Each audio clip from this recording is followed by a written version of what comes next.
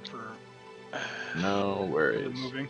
For making somebody else move and being the nice guy and helping. My dad, I had to help him. I know. It's kind of like a rule. Yeah. All right, welcome back to session 42 of Renaissance of the Antiquities. Last episode. Is it 42 or 43? 42, I believe. I have 43. Unless one of my VODs did not update, in which case things are just wrong, and I'll fix it in a minute. Anyway, I'll get to that later. But since we missed last week, I will give a little bit more of an extended recap as well. Very vaguely, after basically leaving the first anchor in Sin behind in his sacrifice, you all returned back to Opportunity, where you took care of business, stayed for a couple of months, sorted out some personal problems, all while waiting for Nevromri Deep Fury to heal with the aid of Reginald.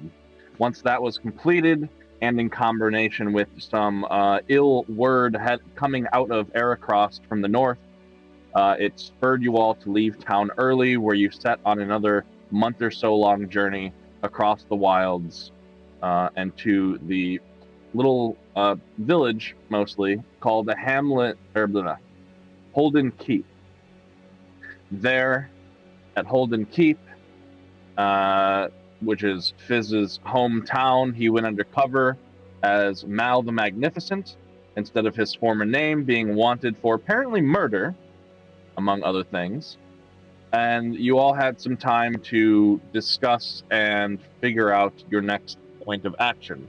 However, along your way, you had met to Holden Keep, you had met a hunter named Jarius, who was leading a band of bugbears, and they were supposedly clearing the nearby forest, the Combalt Woods, of hybrid creatures.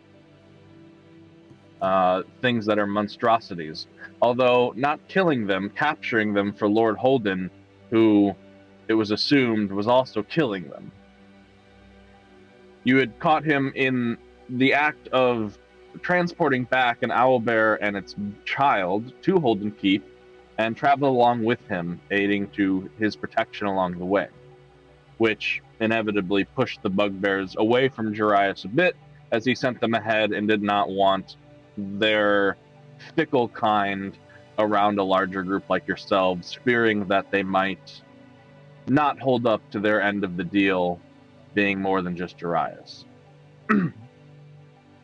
You got to town and delivered the owlbear up to Holden Keep to Lord Holden himself, where you also met a chimerist, an alchemist of sorts, some sort of researcher by the name of Sybil Haskios, who was immediately perceived as a cruel, wicked, and eccentric young woman.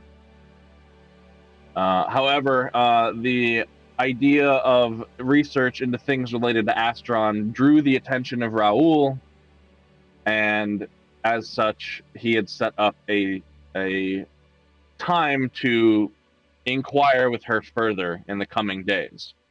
In the meantime, Fizz, aka Mal, got up to no sorts of good, going around town, discovering his mother, getting some of the store, who is now a drunken, destitute woman without a home to go to or a family, as it seems. Rekindling with her a bit, giving her a bit of funds, and learning the deeper story behind what's going on here in town concerning him. That after he left, he was then pronounced to have murdered Lord Holden's wife at the time, and it was pinned on him, although Fizz clearly does not remember doing anything of the sort. Infidelity, perhaps, but murder, no. He also learned that his two youngest brothers were also sent to Aracrost as part of punishment, being he was not around, and his father was taken into some sort of forced servitude to be at first a guard of sorts, but now just merely seemingly a butler for Lord Holden himself, which Fizz also saw his father while they were at the keep for a short period of time. Raoul and Fizz later went down to do the research, and discover more of what Sybil was up to, where you were thrust into a strange, very, very ancient complex beneath Holden Keep. It bared similar types of architecture to some of the Vith structures you've come across in your travels, but it seemed even older and with a bit differences in stylistic choices, more blocky, more rigid, less flowy and curved.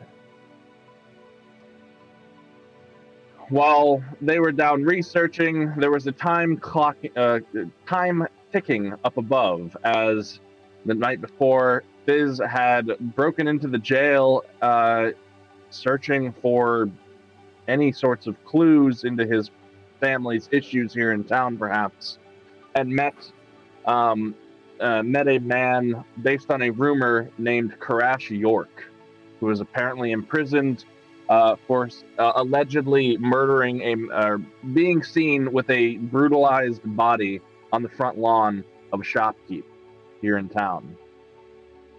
He freed York, and he had only until nightfall before Karash marched his way down and killed Sybil by force to get what he needed to recover. Not his weapons or gear or armor, no. The only thing he cared about was this amulet that he had described, a black disc with a white ring on the outside held by a chain.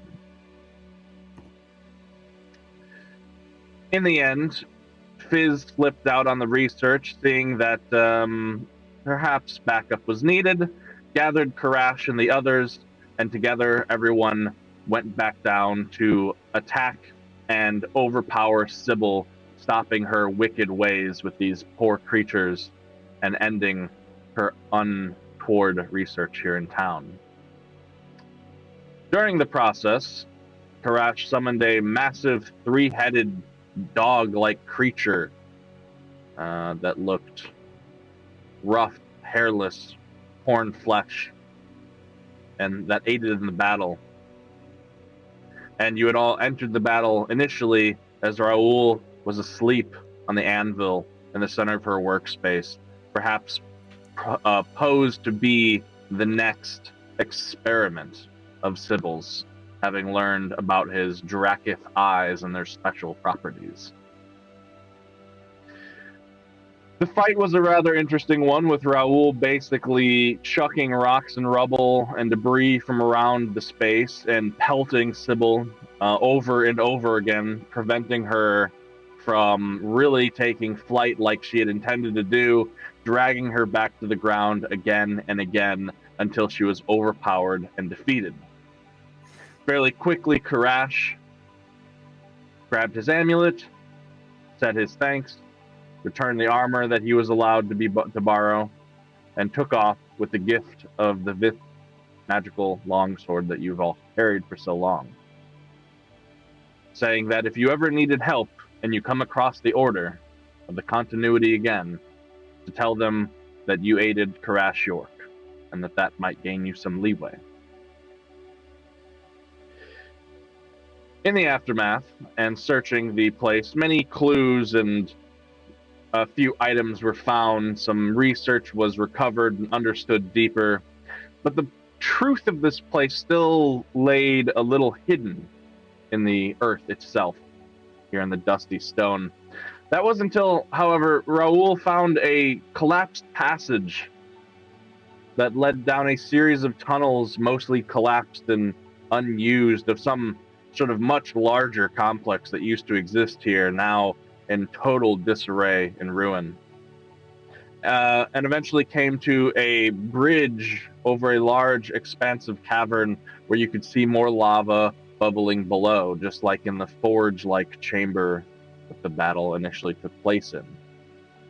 The others, not having a good way across the break in the bridge and fearing falling into the lava, pondered their decision while Raoul excitedly rushed off ahead, sensing a massive power source of Astron and not being able to resist the temptation. He split ahead, And that is where he was met with the first sight that he's ever seen, or you as a group, even though he's the one who's seen it, an Astron cluster, a massive structure in the middle of this cavern of many, many, many Astron shards, all connected and this beautiful flowering-like structure of crystals, with a prismatic-like color that whisks, that was wisping between the structure as a whole. Raoul found this interesting, and surrounding this cluster there was also a lake of some sort of silvery liquid that reflected the light and let it dance across the chamber itself brilliantly, illuminating the various other pieces of Astron that were naturally growing and forming out of the walls of this chamber. Taking a sample of the liquid, all seemed well. That was until Raoul decided to touch the Astron in the wall, where immediately a large mass emerged out of this liquid, almost as if this silvery liquid was taking shape itself and condensed into this massive golem-like structure with these arcane runes glowing upon its body, and pinned Raoul against the wall, where in a monotone and programmed way began to ask Raoul a series of questions concerning the Astron. Raoul didn't do terribly and got a couple of the questions right. However, it did not satisfy this golem, and as such it seems he incurred some sort of punishment for his intrusion on this place. But this punishment, it was not death, it was not being maimed or injured, it was a binding of his very essence to this place, as the golem transformed runes onto Raoul's body in the form of scars, enhancing some of his abilities, hindering some of his others. And then it gave him a quest, a variety of things he could do that, if he completed them, would free him of his rune-bound state. All of these goals would be in the service to this place, or at least whatever it used to be, which seemed to do something with working with a divine, whatever that means, whether that mean a cleric or some higher being, you were unsure, but all in the efforts to create artifacts, it seems. All in the name of this group called the Architects of the Transcendent Minds. Now clearly, at least from anything you all know, this group is unheard of to any of you, and likely something from long ago. But Raoul is now tied and fettered to this quest. For the longer he waits, and if he should not succeed, the runic binds that surround him will grow and eventually consume him, ending in a brilliant display of him exploding. How long you have, you don't know. But it makes your journey clear, at least for Raoul. Find a new shard of Astron to return to the place, create a new artifact with the aid of a divine at the anvil, or return a lost artifact to this location. With that in mind, you all quickly set out from Holden Keep after Raoul had explained his little side adventure to you all, taking Jarius with you, and not directly to Aracrost, as you had all promised to, or agreed to aid Jarius in finding this witch that plagues the Combalt Woods, who he believes is creating all of these hybrid creatures and sending them out into the world. And in return, not only will he show you a more secure although perhaps more treacherous path up to Aracross as opposed to going right down the main road where it is likely to be guarded. But he is also to point you in the right direction toward a bugbear shaman that may or may not be able to help Nithirn in some way. And with that, you would set out on your journey. You quickly parted ways with Drix and Willie and the animals, giving him instructions on how long to wait around Holden Keep and when to return to Opportunity. And you set off across foot, across the outer farmlands and the rolling hills that surround Holden Keep, heading east toward the Combalt Woods. We pick up on that following morning, after you'd all spent your first night out and in the world. You'd found a decent little glade.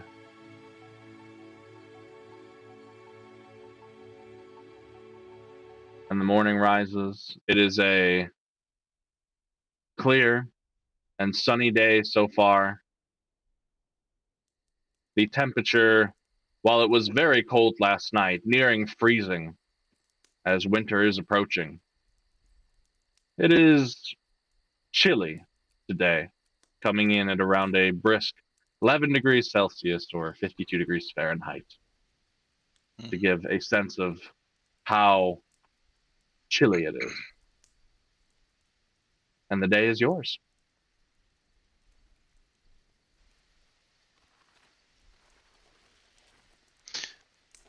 If Aaron jumps up, she slept outside, right out in the open, feeling just fine. Does a couple morning things, and goes into her normal routine, waiting for everybody else to get up. Her exercise routine. Noticing that probably Jarius hasn't came back yet. By sunrise, he has returned.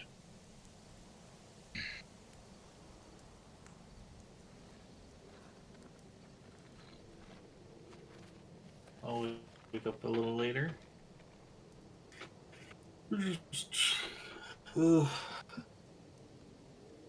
Well, it's pretty cold out. Hopefully, we don't have to walk much further.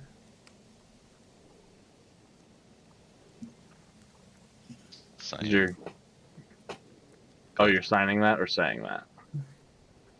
No, he's saying it. Okay. As you're saying that, Jarius comes from the glade and says, well, I hope you have some warm clothes. It's at least another 4 days or so before we even reach the woods. And then we have to find this home of this bitch.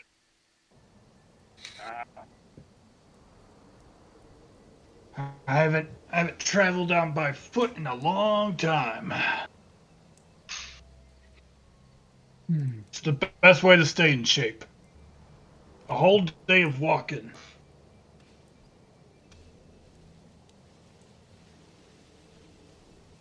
This weather is dreadful. This walk is dreadful.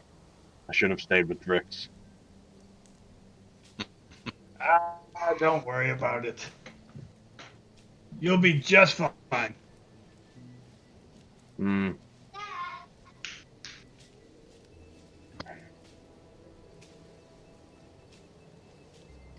Well, You've never walked on foot? I mean, yes, obviously. I walk on my feet.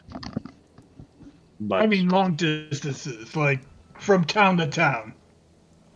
no, that's what carriages are for. Well, you hire Or people horses. to take you places. Horses are alright. They hurt the legs too, though.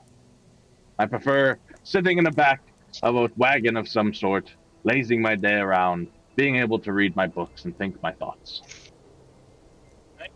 You'll read your book.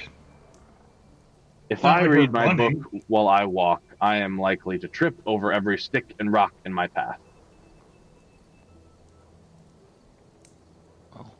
Well, I rather like it. All this sitting around in a cart actually has been kind of boring.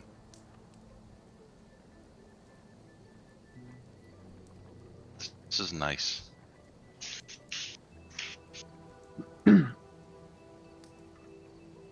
Darius, this someone translating, I hope.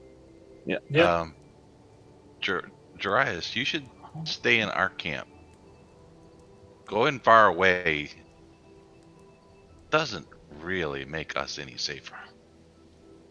I'm never too far away, but Exactly. If it takes you, we're just as much danger anyway. If you're here, we could at least help you, and I can help. I could do what I did to that crazy chick down back at the city. I could hit you with one of my rocks and then entangle you, and you Well, won't be moving. we shouldn't have to do that. I'm just saying, it's an option in case it happens. I will consider the matter. Plus, you need to learn sign language. That is true. I've been trying to pick it up a little bit. Just watching. Still makes no sense. Well, I have a book now that I've been making. We'll sit down and every evening and go over it. It's a way to pass the time in the evenings before we sleep. Plus, I think we'd be safer with you here. Anyway, Roll a diplomacy. See how this conversation it truly reaches him. While they are valid points, and those do stand on their own without a roll. Let's see. For Nithirin, because she's the one who's Oh, I thought you said Raoul. You did. not as good as that roll's gonna get. he says, Bad. I'll try it out tonight, and we'll see how it goes. How's that? Make you a bed if it makes you feel better. A what? A bed, like I sleep in. He points at his hole. I have a bedroll, Raoul. Ah. Nothing beats sleeping in a nicely made hole. I don't think. I think this is a difference of peoples. It's nice and soft. The ground is just broken. Right. Well, if we are to shake off some of this morning chill, getting underway would warm us up all of it. We have a long road ahead of us. Well, we don't even have a road ahead of us, but Well, Wizard, did you do your book things? yeah, I've had time. All right. I picture Raoul just standing in place while running in place. Well, let's hit the road. And as you all start to head eastward again, Darius, almost immediately as you start moving out of the campsite, says, "So,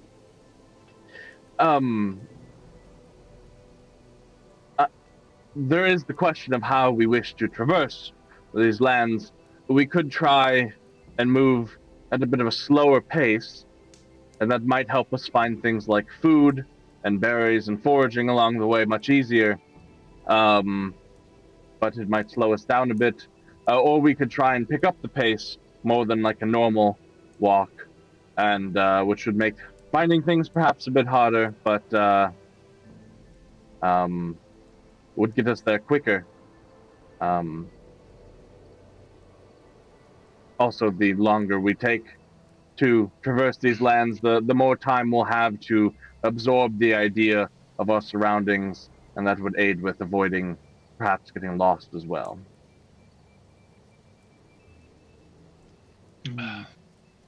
I am fine with moving quickly, but I feel I should check with you all first.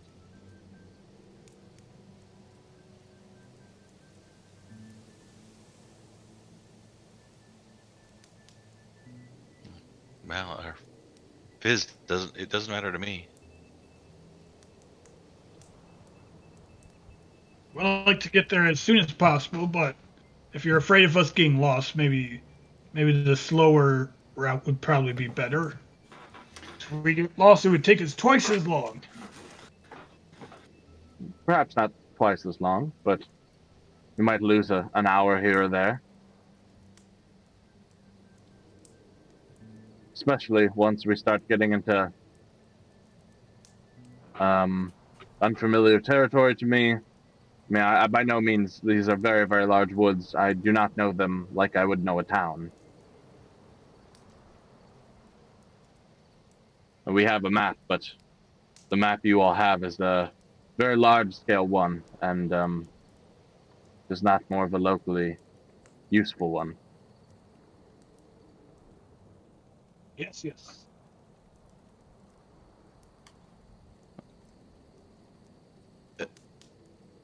I don't know if we're making a decision. I didn't hear. Fizz, did you weigh in, or you just? Uh, I don't care, maybe slow, and that's what I've heard so far. If you don't decide, he'll just take a normal pace. I mean, we don't exactly. I mean, we know the general area we're through, but we don't really know exactly where we're going. So, Well, the first step is getting to the woods. I mean, yeah, the witch's hut or lair or whatever they live in is obviously not going to be here on the outskirts of Holden or in the hills. They're somewhere in the woods, I believe. yeah. And you guys are Well, walking and talking as Yeah. going on. I'd say. I mean, I say we move somewhat faster before we get to the forest. My thoughts exactly. Then we can maybe take it a little bit slower in the forest, so we don't just stumble upon this witch. Indeed. Get our brains fried from the inside out. It's just a All right. witch. As we're walking. Translation. Yep. To Darius. Whatever happened to your friends? Well, I did meet back up with them once I had received payment, and I did give them what would have been most of my share for their services, and then I told them that that there was some other matters that I needed to attend to, and that they should return back to their village um, and await me there. I told them to bring word ahead that when we do arrive, we'll be coming to not only perhaps gain their services again, but also meet their shaman. So, I perhaps and hopefully they will be prepared for our arrival. They, Shaman? yes, a shaman For what? for Nithyan.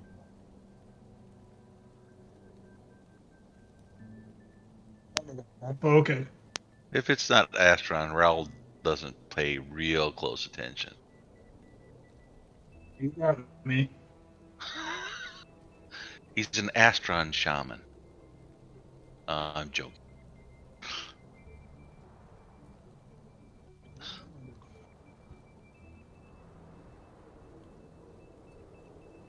So, as you all begin to traverse the lands across your day, are you all wanting Jarius to helm the navigation check, which will be a survival check, or does anybody else want to take lead on that?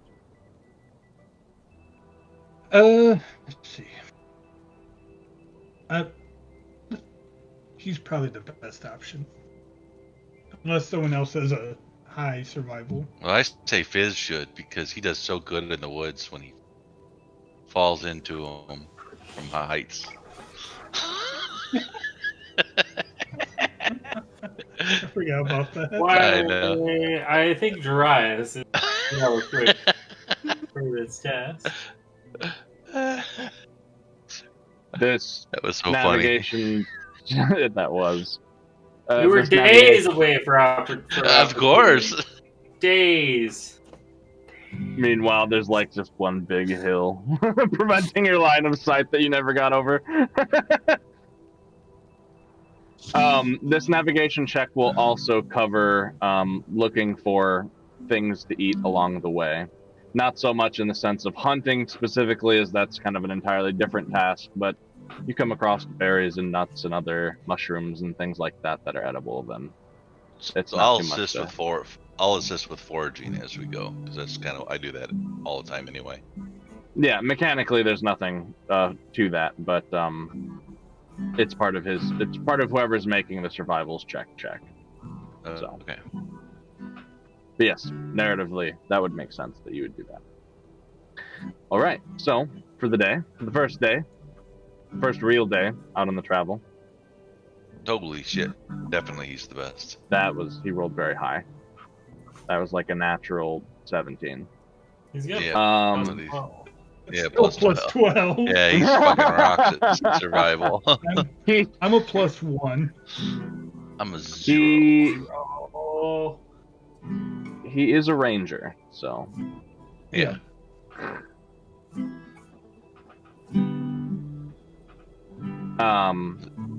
What are you playing while we're walking? this is Fizz's musings. I see him playing, but I can't obviously. I don't yeah. know what it is. I don't know. Some traveling tune. Come on, Bard.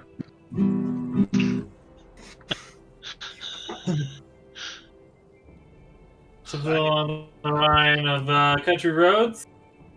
I've heard of this great song that I've heard people sing on long travels. It has something to do with beers a bottle and counting them down. I don't remember what the words are. Do we even have bottling? I feel like that's a technology we don't. Oh yeah, that's probably true. Bottling Mugs. does not exist. Canning Mugs does. of wine. Canning Mugs. exists. 99 caskets of beer on the caravan. 99 caskets of beer. Mead. Mead. We take one down, we pass it around. Raoul shit-faced drunk now. You haven't seen me shit-faced drunk. I'll get you there one day.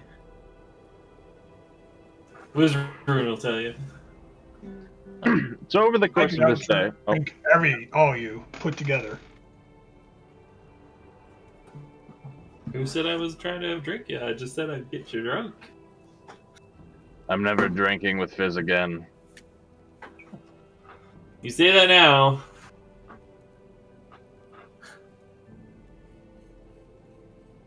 You say that. So, over the course of this day, for those who wish to eat it, you find a number of things to eat. A salad of unya with oyster mushrooms and bear shed tooth. You find a handful of madrone berries and pine nuts as well on your journey. This is I mean, great. I'll eat some of that, but I'm primarily just eating rations in the morning. Well, if you're successful on this navigation check, the vegetables and things you do find would be enough to sustain the party. You can still choose to eat a ration if you don't want to eat these things. But that is an option for you. But this stuff does spoil fairly quickly, so it's not like they stick around like rations do. But that is a choice you have. However, a little later in the day, some few hours after noon, you see, as you're still on the edge of Holden's outskirts, where for the next day or two, it's very likely you'll still be seeing farmland and farmhouses crop up from here to there. And you come across this one more isolated one. However, it looks run down and abandoned. There are no animals out in any of the pens. That's the small pen that surrounds the house. And there are no crops that look like they're actually tended, just wild growth. However, some of you do notice that it looks like there's some sort of large piling of wood and stuff out in where would be the animal pen. You still see the smoldering of a small bit of smoke trailing up from it, but no movement.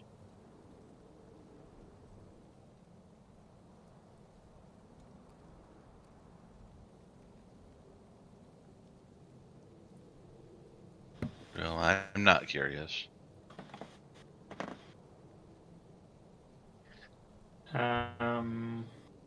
So it's like burned, or There's so what would have been a small, perhaps a pen big enough for a couple of horses and a little bit of movement space. There's this, it looks like a large pyre in the center. Looks like it's recently gone out. The house itself seems abandoned. You see near that pyre, there's a large pile of stuff. From this distance, it looks like you see farm equipment, things like that, but all in a pile. And you guys are kind of walking by as you emerge from a small patch of trees, and you can see this maybe 80 or so feet off to the side. Jarius, as he sees some of you start looking, says, there are many things that we are likely to find on our journey. There's some that may be worth stopping for and looking at, some that may not be. I do believe finding the witch is important. It shouldn't stop us from investigating things from time to time as well, if you all desire. I personally, this doesn't seem of interest to me, but, you need a nice rake, perhaps a hoe. Looks like there's one over there. those aren't things that I need. It looks like maybe these people got attacked, though. Maybe. But by what? How far away are the bugbears from us? They are a day or two ahead of us. They're heading in the same direction, although they're not quite going to make it all the way to the woods. A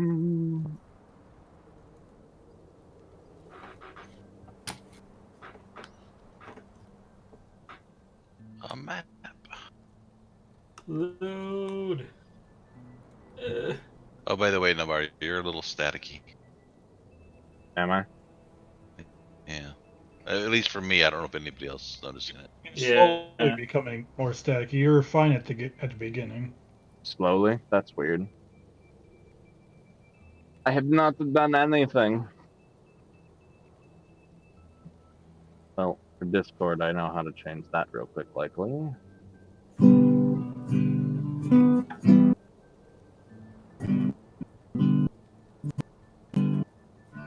That should fix that there, probably. Yeah, it does. And let me fix it for stream, too. Okay. What was I doing? Right, the map.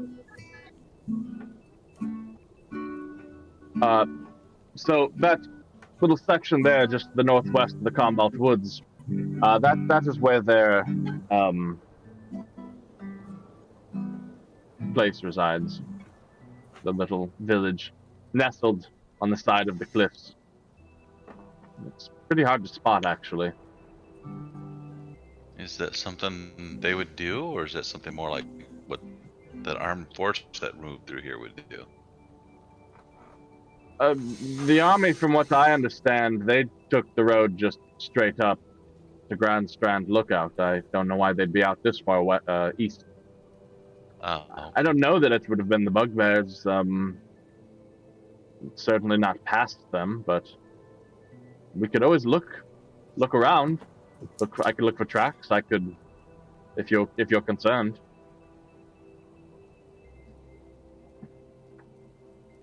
Whatever attacked this place could attack us.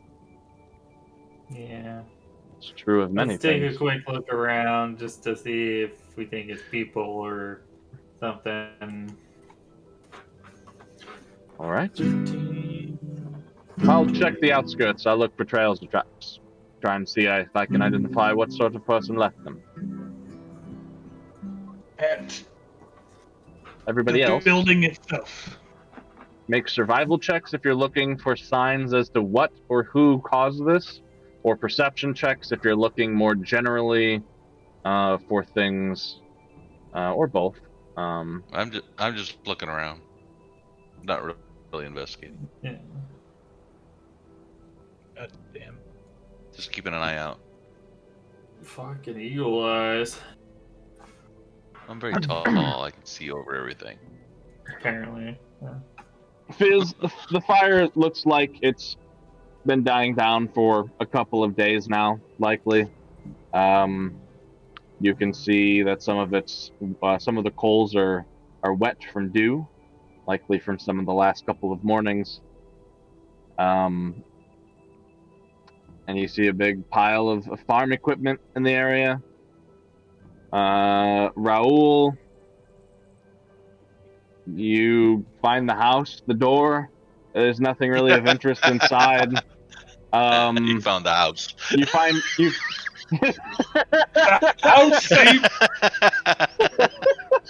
The house seems intact. Whatever did this did not attack the house. That is a fair enough assessment, Raoul. Despite not really seeing anything of note, it does not look like this place was forcibly ransacked. At least like broken into and damaged. And Yes. on the upside, it's a little dirty, but you find a nice wine glass made of some sort of quartz crystal. Ah, If that's going in my bag. all right, so a quartz wine glass you can put down. I haven't drunk out of a proper wine glass in days. As far as Nithyan's concerned, you just kind of standing there waiting, keeping an eye out on the area. Nothing catches your notice. No one seems to be watching or following or invading your space. But over in the pile of equipment, you do notice a few things that catch the light in a strange way. Reflections, shines, perhaps something metallic or reflective. There's more than just wooden, basic crap farm equipment in there. I'll poke a stick at it. Poke around a little bit, and you see that there's a few pieces of jewelry inside, scattered amongst the other things. Scooch them around off to the side. What else? Other than that, it's farm equipment, some buckets, hoes, shovels, rakes. Okay, there's not much here. Just some jewelry and some other stuff. And she leaves it there. What does the jewelry look like? Jewelry? Well, as you come over, We'll Yeah. look at the jewelry. you give a look. You see an agate necklace, beautiful piece. A carnelian ring, Well, it's a silver banded ring, but it has a carnelian in a socket, a bracelet, and it looks like a shell, but it's been whittled and carved in the form of a bowl.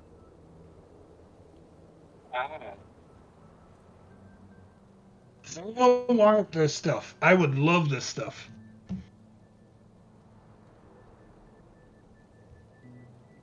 The bowl's nice, but I already have a really nice wooden one. I don't need another bowl. All right. And as he puts the wine glass that he found in his bag, he'll pull out a little bag. I think you guys have seen it one or two other times where he'll open it up, start placing these things in his bag. To the horde. Yep. Ties it up, puts it back in his backpack. And Darius comes back. There's a number of trails that seem to leave the area, a number of footprints. Not people of boot prints, though. More monstrous, more animal-like, but bipedal from what I can tell. Found a couple of tufts of fur as well on a few bushes nearby, near one of the trails. From the coarseness and the coloration, and the length of the hair, and the fact that it was a little bit higher up on the bush, I would have to say that this is probably the doing of gnolls. And likely within the past couple of days. There seems to be travel coming in and out of this place on a number of paths. Perhaps they were using this as some sort of center point for whatever it is they're doing out over here. I don't know if I know what a knoll is. It's like you know what a hyena is? No. They're like tall, dog-headed creatures, stand on two legs, very furry, bigger than a bugbear, wicked, nasty, cackling laugh. Okay. Not very friendly creatures whatsoever. Like dogmen, then. Yeah, that's not a bad analogy. Although, very mean dogmen. They like to toy with their prey. Okay. So they've been using. It seems like they've been using this place as some sort of baits. Perhaps, yeah. That's what it seems like. They're not here now, but there are some tracks that suggest even earlier this morning a small pack of them left here. Do we want to avoid them then, or follow them? Well, which way could you tell which way they were going when they left? There are trails heading both south and north into the west. The most recent I could find looked more northwest. We'd have to double back if we wanted to follow them. That bothered me. Are they not going the same direction we're going? No, we're headed west or east.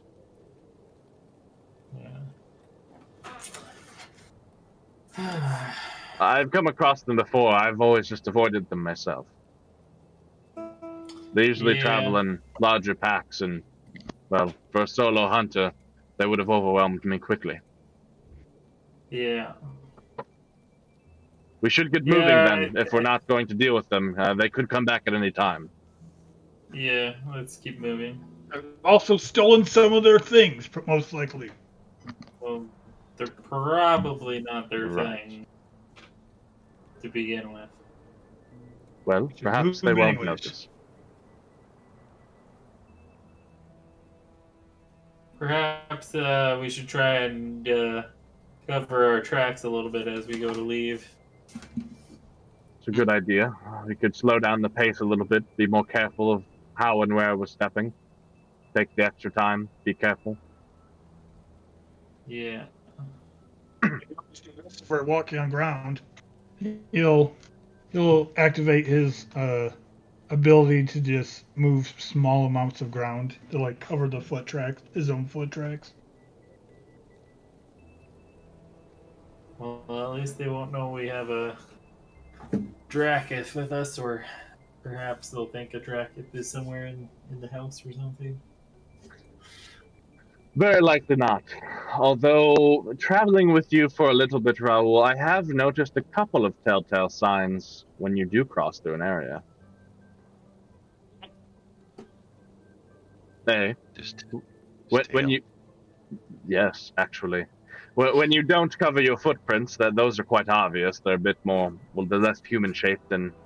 I don't think you wear boots. Yes, from the side to side, there's always a strange, small S-curve in some places of the looser soil, where your tail drags just a bit. What if I do this? And then he'll get on all fours, keeping his tail up high. Can you walk like that? More tracks. But yes. Fast, but I can move like this. Huh. I can also jump. You act like he'll act like he's pouncing on something. Ha! Yeah, and to note, because Raoul's brought this up a number of times, actually, one of the things that allows him and Drakith in general to move like this, basically at the same speed, but be on all fours, is that their knees, they don't bend the same way most people's do. It's not something you notice much, especially with Raoul and his clothing. But he's got more draconic legs for his hind legs that allow him to take that stance.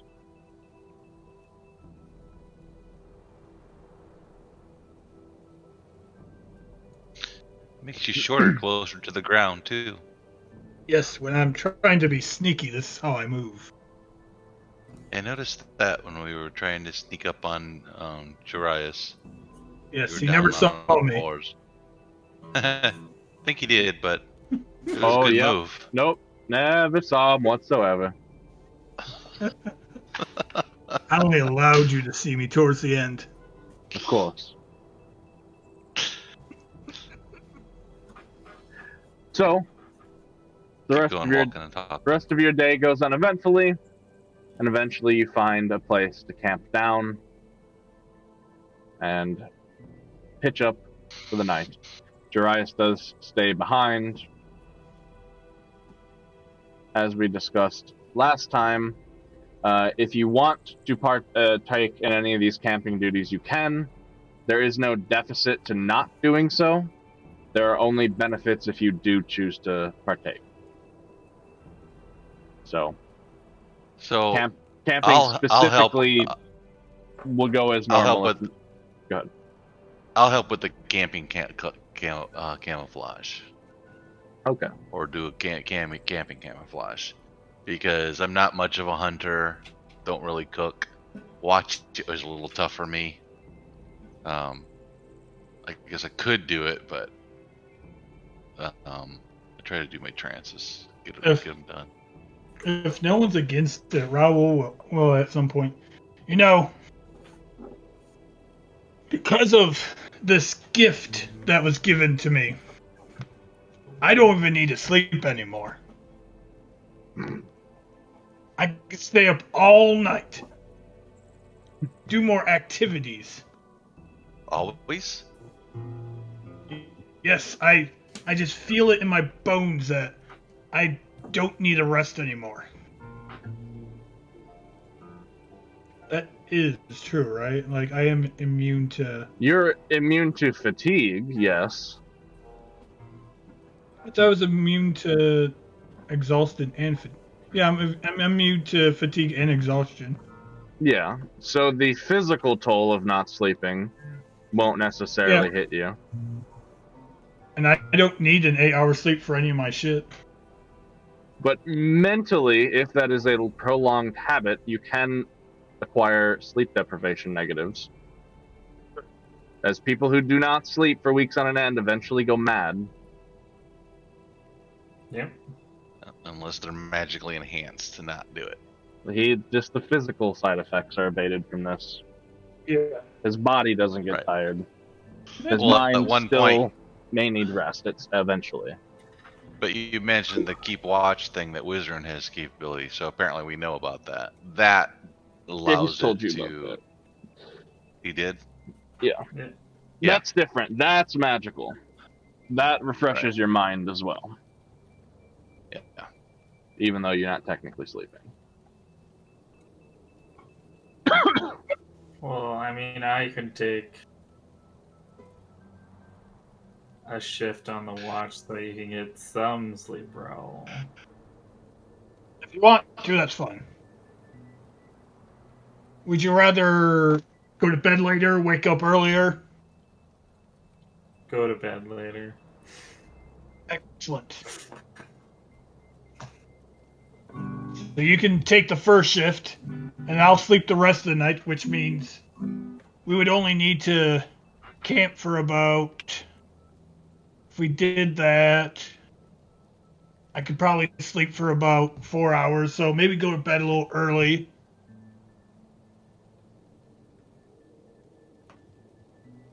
Probably only need to camp for 12 hours.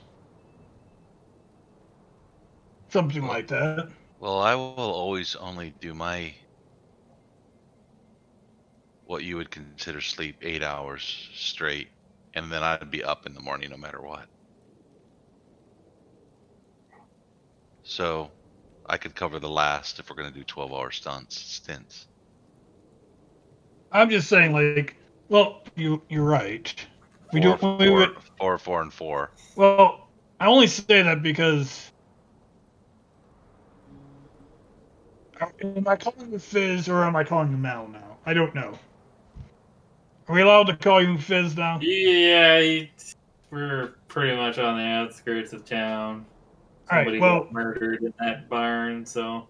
I have a feeling Fizz needs his 8 hours still to be well rested and whatnot. Oh, I I never don't. do without my 8 hours. I don't need really any sleep at all. Just a little bit, just to keep the old brain going. And also, I've been perfecting a way to nap and sleep and walk at the same time. Mm. Have you now? I've been working on it. I would recommend that when we get into the mountains, you not attempt that if you haven't already perfected the. I have a couple of days to perfect this. We can do this when we're on a nice, even ground. Yeah. He has not practiced this at all. He just likes to say random shit. All right, so sure, we can do that then. We can do if we all want to. We can do 4 hour shifts then. If you're fine with that, Nitz, I can also help you. Well, I'll be up anyway doing my routine, so I can keep an eye out while I do that. Sounds good. I'll just take 2 small naps throughout the night. One while Fizz is keeping eye, then I'll stay up for a while, and then I'll take a nice little nap while while you're watching this, and then I'll take a third nap while we're walking. Okay. Jiraiya says, I'll set up some extra defenses alongside your disguises, Mithyan. Yes. Your traps when we first found you were very good. These guys kept on walking into them, even They, though I was telling them they're traps. they were very simple. They weren't even really disguised. They had just kind of unlocked bear traps and thrown them in the area. Why? I don't know what you mean by It was dark, continuing though, to walk so into that them. can make sense. You walked into like 3 of them. Maybe 1 or 2. Certainly not 3. Wizard says, I can cook up some of the stuff we collected today and make it stretch a bit further. Wonderful. We do So- have lots of rations. Basically, since nobody's hunting, nobody really needs to make a check at the moment. The stealth for camouflage will really only come up if an encounter is hit. At Okay. which point that will just change the setup to the encounter. Okay. So it's not like we have to stop and do checks every single night and every single day, and yeah, we're not trying to bog it down with checks. Okay. But got narratively, it. if this is what you guys are gonna do, that all works out. The food that you gather during the day, during the navigation check, in concert with Wizard cooking it in the evening, will stretch it so that basically nobody has to spend any rations unless any of that changes or you don't find food. And if you guys make any changes at any point along your journey, just feel free to. But for now, this works. So, Yep. And I use very few of what is collected because I only need a few berries and nuts, and that stretches for one time my entire day. So right. We got you a whole bag of that. when you collect, there's theoretically always extra food, is what I'm saying. If he makes his survival check. The last question concerning the camp that is of note: do you create a fire or not to last through the night? You do know that it's getting near freezing at night, and without one, if you don't have yourself properly protected, there may be repercussions because of cold. But if you do have one, there's the obvious ramifications that could come with having a fire out in the open. Fire! All right, My will is fire. fire it is. So no issues with the cold in the evening then. I mean, I sleep in a bedroll, so I don't know. That. I assume that Fizz wants a fire, Wizard wants a fire. I don't know if Raoul needs one or not. Darius or doesn't need one. So me and Darius doesn't need one at all. Raoul can see in the dark, but he'd probably need one to stay warm. Okay. You would get very cold without a fire, Raoul. Yeah. Yeah, you're cold-blooded Cold-blooded. creatures, so. Yeah. All right, so camp goes well. Everyone rests. Following morning, camp gets packed up, and back on your journeys you go. And One thing, just of note, so part of the camouflage thing, I said this before, but I'm working on my wraps. I'm gathering vegetables and stuff, or not plants as we go, and making like a green dye and adding color to my wraps and my clothing in order to get that full green, the color of what's around me. It built into my wrappings across my body. Okay. Very similar to what my picture, that green color, but it's more whatever green is around is what I'm incorporating to it. Again, because I have the mending and all that kind of stuff, so I kind of just pick all that into it. Just FYI. Right. So that kind of, my colors will be that of what's the colors around us. Yeah. And then Darius works with you on the camouflage parts of the camp itself in general, to kind of put his snares and traps in concert with those. Okay. around midday, Raoul would like to attempt his napping while walking idea. Alrighty. Well, So he'll walk with his eyes closed and see what happens. we will get to that in a sec. As you all are traveling and begin making your way, some of the things you find along the journey: oyster mushrooms, lobster mushrooms, more berries, hazelnuts, more little things that you find in your journey. for the food. Additionally, it is pretty cold today, but keeping in motion makes it bearable. But whenever you stop for short little breaks, the chill definitely begins to bite at your fingers and your ears, those who have ears. And a light wind kind of brings this chill in from the north. Along the way, Raoul tries his napping. Is there a check you'd like to make for this? This is your thing. If not, then you can decide how it goes. Your call. It's going to fail most likely, but I don't know what would. It's a good skill check for that. I guess Dexterity, wisdom, something, reflex, will, something like that. I was thinking dexterity.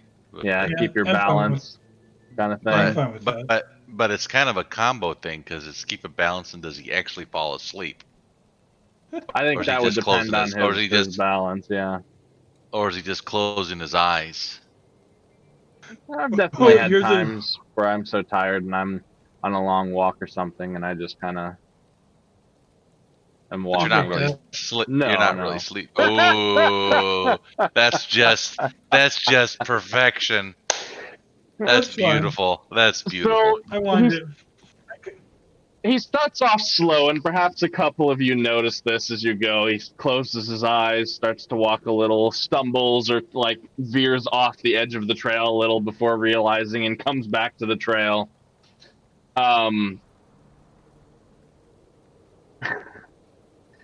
And one of these times you do this while you guys are walking alongside like a row of trees, Raoul.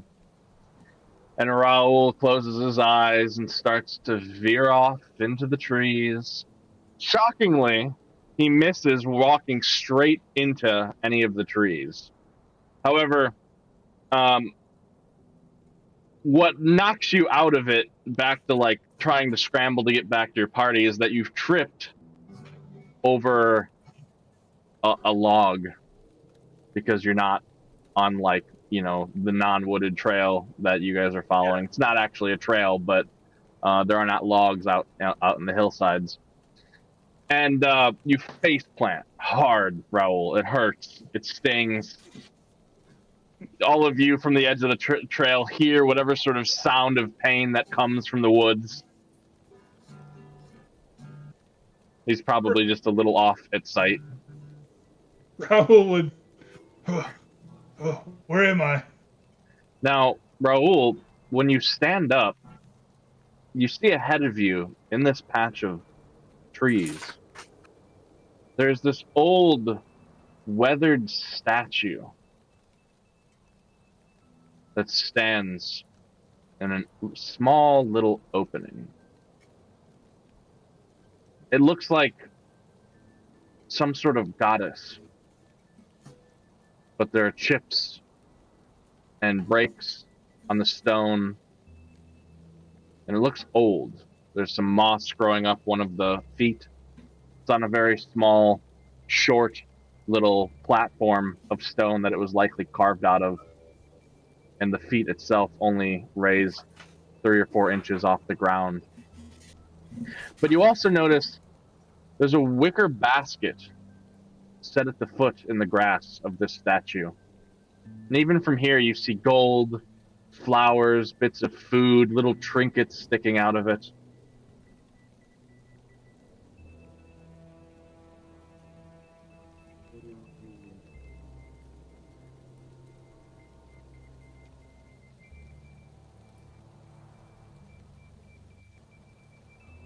Interesting. This must be some form of. What do they call it? Religious type statue thing where they drop stuff off for prayers or whatnot. Offerings.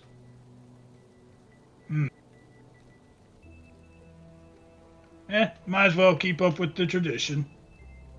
And with that, he'll. What do I have on me?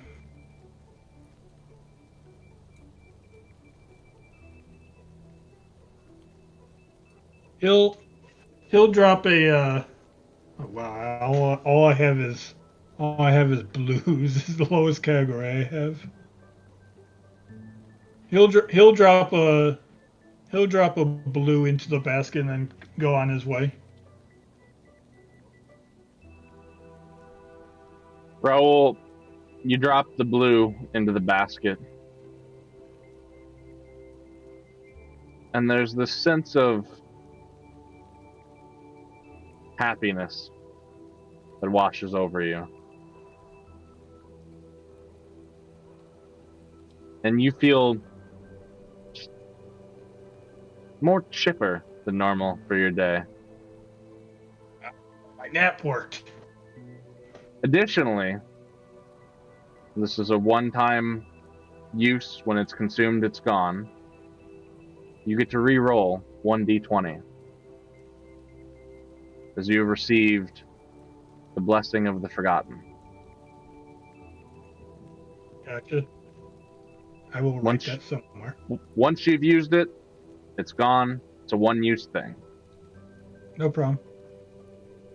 Now, I would say he probably doesn't know that though. Like he doesn't like, ooh, I can re-roll one thing one time. He just feels happy.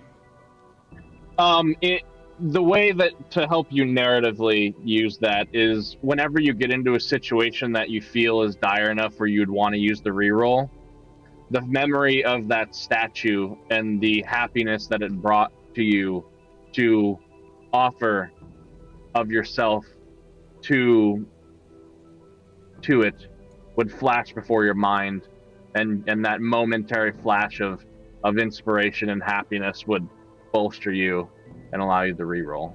And you have to decide to use the reroll before you know the result.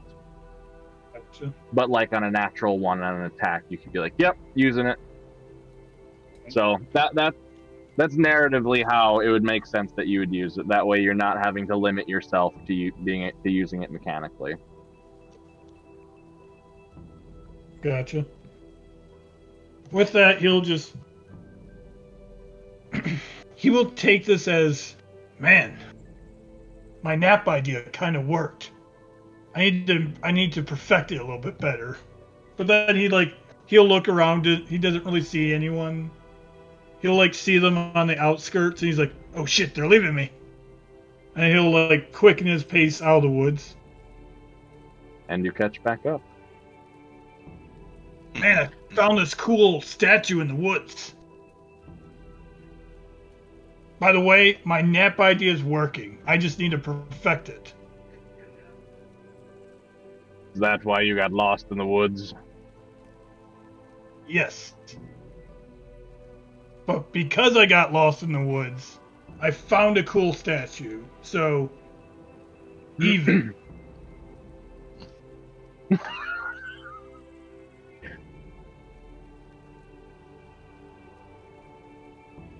I'll retry this tomorrow, okay? Apparently today is not a good day to try it. I feel good though. I feel really chippy right now. And so, the rest of your day goes on. Travel is all well. It gets colder and colder as the night brings forth until it eventually forces you all to make camp and get a fire going to avoid the at this point very close to freezing temperatures. Camp is set up. And anything until the road tomorrow morning. Start the training. Okay.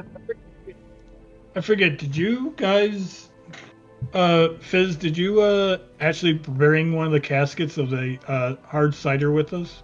Or did we leave those on the I did bring one of the cask cider with us.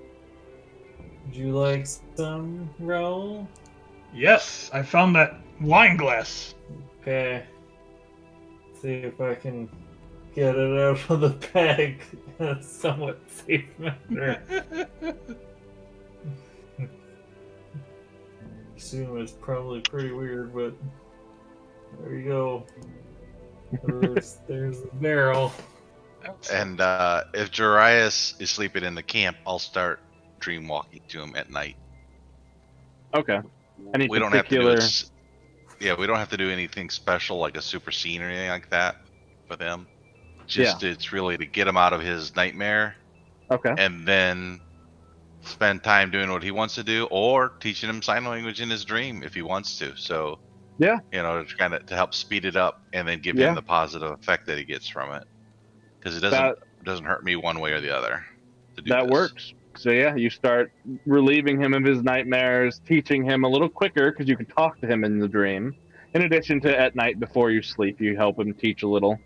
And on the as the following nights come, any of these nights that you do this with him, you just sit around whittling, or perhaps you're clearing some farmland, and just gathering, picking apples from a tree one day. Just simple little things that a farmer would do. Yep. The little pieces of life. Yep. Yeah, and if you want a more specific scene, just let me know. Yeah. No, it's just very, very generic. Yeah. With him. Right. This is more to benefit him than me, but at the same time, I get to experience some things with him as well. So. Absolutely. And he is very appreciative of being able to be taken away from his nightmares, as you know.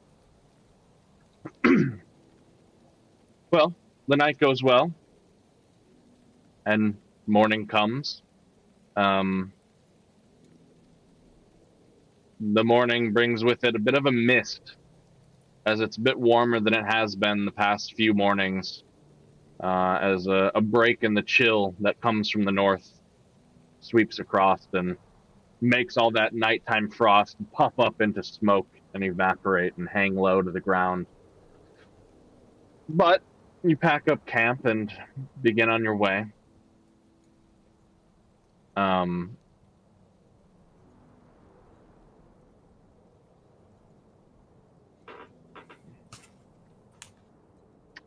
Find various other small bits of food and berries and mushrooms.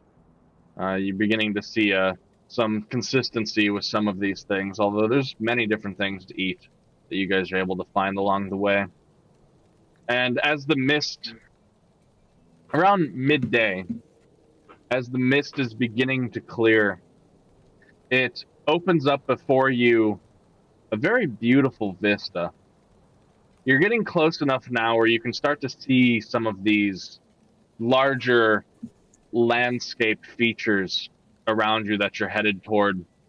At one point here, as this mist is dispersing, you find yourselves kind of crusting over one of the hilltops of the outskirts, and you're beginning to get to the point where you don't really see any other farmhouses ahead of you. You passed the last one maybe earlier this morning that you can recall. And before you, out to the east and a bit northward, you can see what is likely the Combalt Woods. There's this massive stretch of green that breaks off into the horizon. And off to the left, you can see where the mountains are beginning to dot as small little peaks on the horizon as well. By no means their full glory, but you're beginning to see them off in the distance. And as you make your way down the backside of this hill, you do see that the backside is a bit more of a cliff. And so as you go down and around, Fizz, you look back as you're moving forward, and you see that there are faces that are carved into this cliffside, worked out of the stone. There are 3 of them.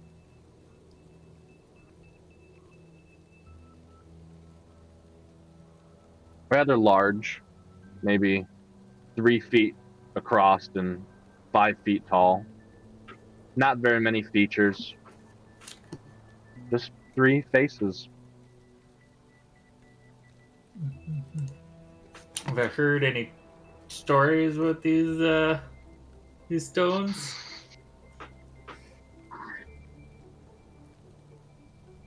There's not really a myth per se associated with the stones, but you have heard of these faces before. They're a bit of a superstition amongst the farmers that these stone faces were carved to protect from that which comes from the woods. And the superstition is that if you make your farmhouse and you settle your land further east than these faces, which the faces point towards the Combat Woods toward the east and a little bit to the north, the superstition is that your farm will fail and that the creatures of the woods will likely eat you.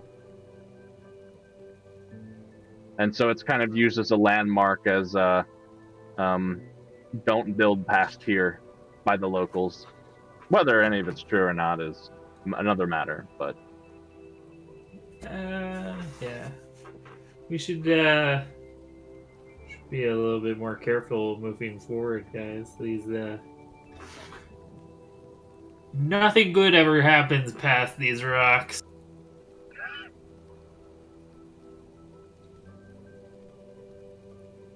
Raoul looks at these stone faces. they are stone faces. Do they remind him of the statue he saw the other day? Not at all.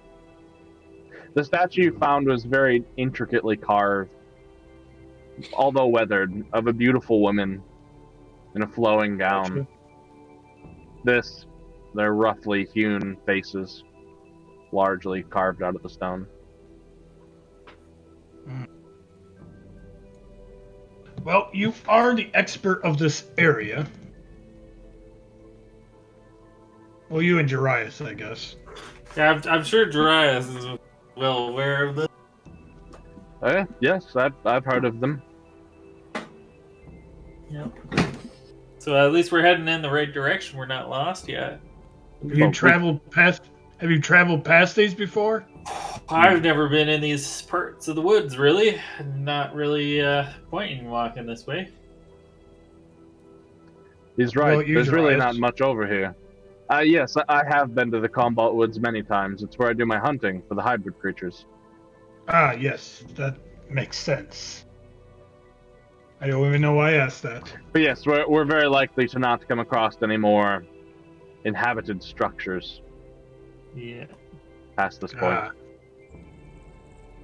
So this is like a sign, like a signage. Yep. Kind of. Okay. In fact, I'll adjust my hat and drop my disguise. All right. Nithyan, make a perception check.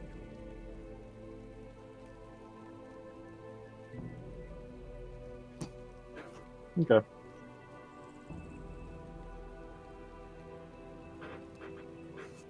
As Fizz drops his disguise and you all start moving, there's a brief piece of movement that catches your eye. Far, far off, on the edge of what you're able to see. Looks like a number of figures. 7, 8, maybe 10. All moving over the edge of a hilltop. Like tracking us? Not directly behind you. They're to your north. And seem to be heading east. Too far to make out any detail other than that there are a number of figures over there. I'll point it They're, out to. Hundreds of feet off. Yeah, I pointed out to everybody that I saw something over there. 7 to 10 people or something over there.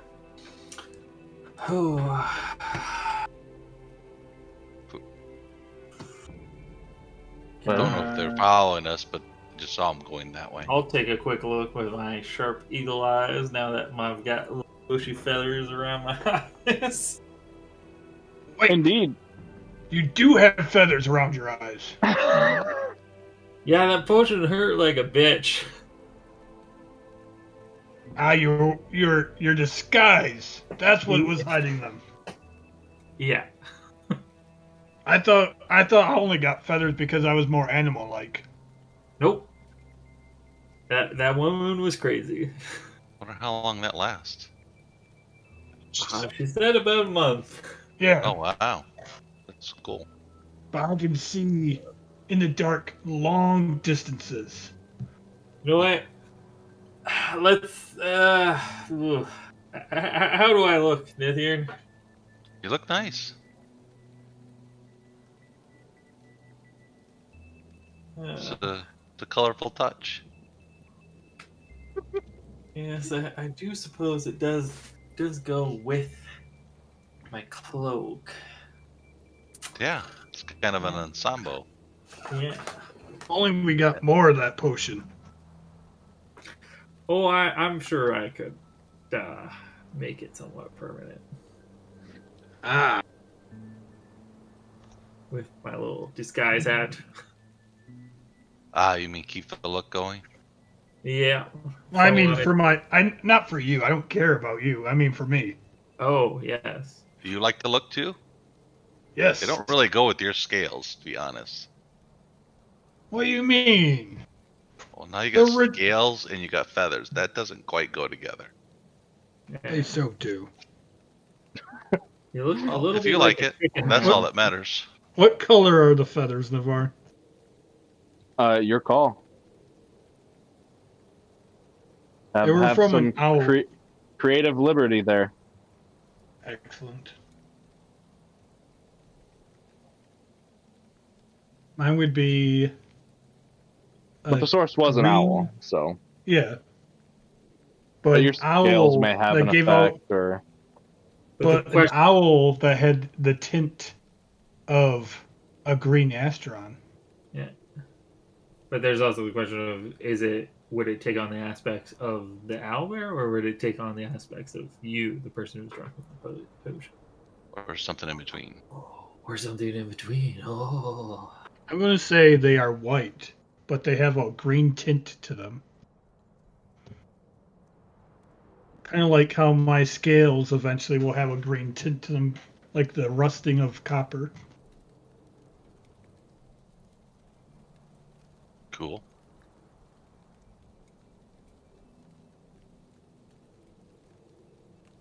well, as you all begin comparing and deliberating over feathers and eyes, Fizz, you're keeping a watch out to that pack of beings that you're seeing to the north. They Yeah. seem to keep their distance, a very far distance, too far to really make out any sort of details. Although there is once or twice where you catch the glint of the sun reflecting off of something. Perhaps they do carry things made of metal, perhaps weapons. Travis, are those your bugbears over there? They left well a couple days ahead of us. They would likely be much further ahead. At least they stopped for some reason. But it's possible, I suppose. And Could be those Fizz, gnolls too. you also notice occasionally they'll like drift out of view and behind, a patch of trees or a hillside, but it's just throughout the day you keep noticing them crop up on a hillside off in the distance every so often, and then they disappear again. Like they're tracking us. Yeah. Perhaps like the group is keeping tabs on you. I think tonight, Darius, we should perhaps find a very well defensible, or maybe something set up camp where we could maybe surprise some people. Agreed. Perhaps Traps would be useful. we could even set an ambush and be ready. Yeah. Like That's how I this do idea. much of my hunting.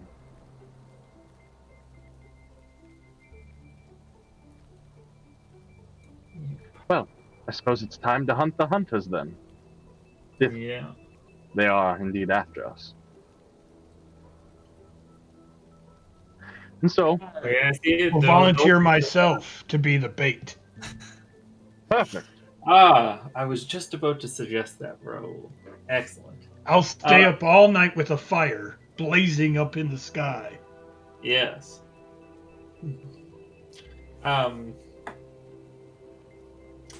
The way I see it, there's only three, I guess, three possibilities. Those gnolls, they've been tracking us from that farmhouse. Your bugbears, in which case they'll be friendly once we get in line of sight, or some other nefarious beings. Oh, you think they're mad about the shit I took? Probably. If it is the gnolls, probably. In fact, you said that you found some jewelry, right? Well, when you're sitting by that fire, you should wear some of it. Yes, the necklace and the will look wonderful. Now, I'll eat my food out of that shell bowl. Yeah. We'll set up the casket for you, and you can drink out of that glass that you found too. A night to feast. I like this idea. And so, you make the rest of your day's travel and begin preparing for tonight's potential event. Jarius goes about setting up traps and having Nithirn help along with the camouflage as she has no other knights, although this time they're a bit more directed and intentional, closer, more tightly knit. Raoul, you prepare a massive bonfire in the center in which you can single-handedly parade about with your new wares and have a merry old night. He'll actually do that too. He'll wear the necklace. He'll have the ring on one finger, the bracelet on the opposite hand, and then he'll have like a wine. He'll have some cider in the glass, and then he'll just be like eating some berries out of the bowl. Wizarun will find a nice little patch of bushes and chop down another bush and bring it over and make himself a little makeshift little bunker of leaves in which he can hide in. Fizz, what is your contribution? And Nithirn, like is there wizards. anything else that you were doing? No, because I normally sit out in the open, but I'll go ahead and still do my sitting, but I'll not sit out in the open this time. I'll find like a covered area. Okay. Close enough, but not right in the midst of it either. On the south side of the camp. Yeah.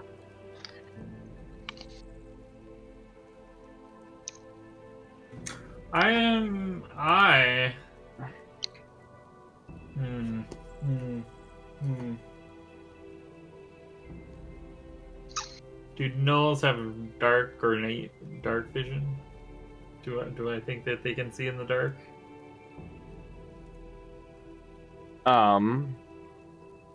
You have heard of gnolls, as there are packs of them that live near Holden Keep, clearly. And as such, you've heard stories. You've never really encountered them yourself. They're more on the east side of Holden, where you're from the west. But one of the common stories and themes you recall,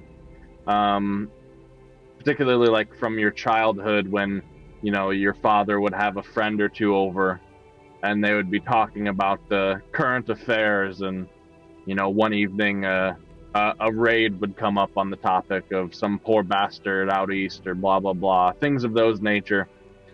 And one detail that's consistent across these stories is that they almost always seem to attack at night.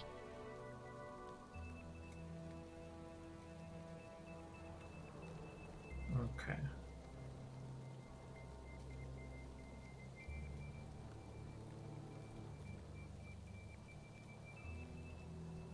But I'm gonna do the same thing. Wizard is done. Just, like find, kind of make like a little bunker and.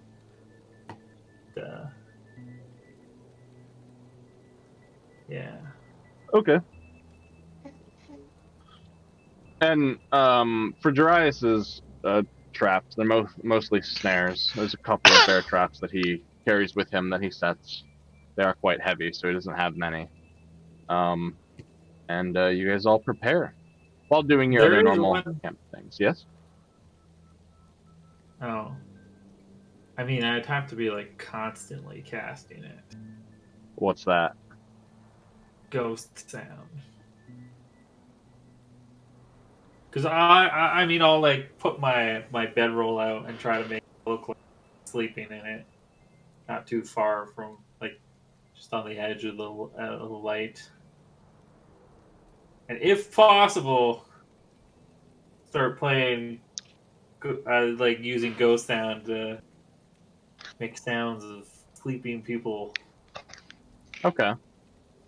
Yeah, it's around. probably something that would be difficult to do constantly, but you do it frequently, and like every time you hear a rustle in the leaves, you start making snoring noises. A bird flutters by and spooks you a bit, so you make some snoring noises. Yeah. In and around the camp. All right. Raoul is having a feast to himself. Yeah. And Raoul is being merry in the center of it all. And Raoul, how many drinks do you have? Or does it not matter for you? It probably doesn't matter that much. He likes the taste of drinks of alcohol, but he doesn't drink that fast. Plus, he can have 7 drinks before he even has to start rolling. So he'll continue to drink throughout the night. So he wants to look like he's having fun and being festive. So you can make that decision. But I would say Right. he would drink at a slower pace, and he can have, like I said, by the rules, it's your Constitution doubled +1. Yep. So 7. Okay. He So also has a +4 to his Fortitude saves from it. you're about halfway through your 4th drink. Everybody else is kind of in restful positions, but aware, ready for something to happen just in case.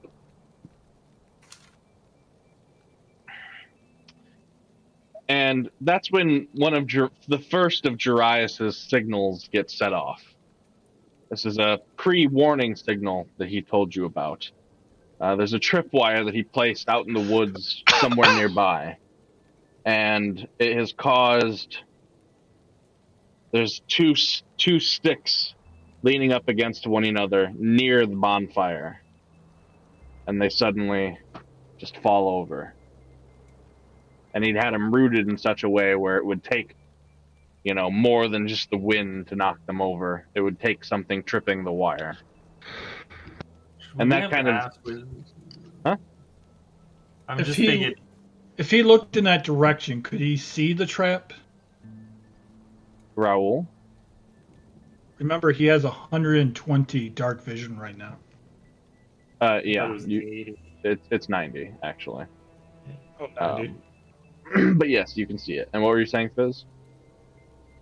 I was just like, I think it's too late now, but we should probably ask Wizard to do this little spell thingy. What spell thingy? Keep watch. He would have explained to you that if we're thinking of being attacked, it would be useless anyway. Oh. It would break the spell once you start doing anything vigorous. Well, good to know. Party on. Raoul would continue to act like he doesn't notice anything, but if he could, he might try to like move his body around like he's dancing and kind of like look in that general area, like take a quick glance. Yeah, so as you're dancing and everybody else kind of starts to perk up in their hiding spots and get ready and be more watchful at the sound of the clattering of the wood in the center of camp, Raul and those of you with dark vision see them, a pack of these tall, 6-foot tall, sinuous, but muscled creatures covered in matted dark hair. They are hunchbacked and kind of arched over a little bit. And they're kind of squatting low to the ground and fanning out around the edges of the camp itself. As they're fanning out, you suddenly hear, as you hear snap, the metal clang of one of the bear traps go off. Almost immediately after, as they all start to like go and jerk in a more quick motion, you hear the poof, as you see one of them, Raul, get caught in a slip knot and spun and dragged straight up into the tree. What is everyone doing? Who's joining me on this festive night? Come closer. I'll have a stone that I had ready that's got light on it in my hand. Yeah. And get ready to... I don't see anything yet until I actually see something. Do I see any that are like grouped closely together? And I've got like... Yeah, you see a couple. Glitter dust. Okay. Pow! Start right out with it. Yep. Light them up. Yep. Raul wants to do if he gets a chance. Yeah. Is to just do this. Flesh of stone. Okay. Jarius, he unleashes a bolt from his crossbow, Chimeric's Truth. Wizrune shoots off a scorching ray that goes flaming across the grass straight at one of them near the edge of the light. Nithirn, for you. Say it again. You kind of lagged out. Oh. I was just saying anything for you as Wizrune shoots off a scorching ray. And no, I don't know what's around me yet, so I don't have a clue what's near me. You can see a couple of shadowed figures on the edge of the light, and then there's also the giant explosion of glitter dust that just happened that lights two of them up very clearly, and then the ray of fire that shoots across, briefly lighting up the whole freaking area, and in a quick burst of energy that kind of gives you a sense as to where they all are. Okay, well, I will zero in on one, drop my light into an area that will give me effective lighting in an area, and start out with a full defensive stance. Okay. With my rope dart to start with in shield mode, meteor hammer.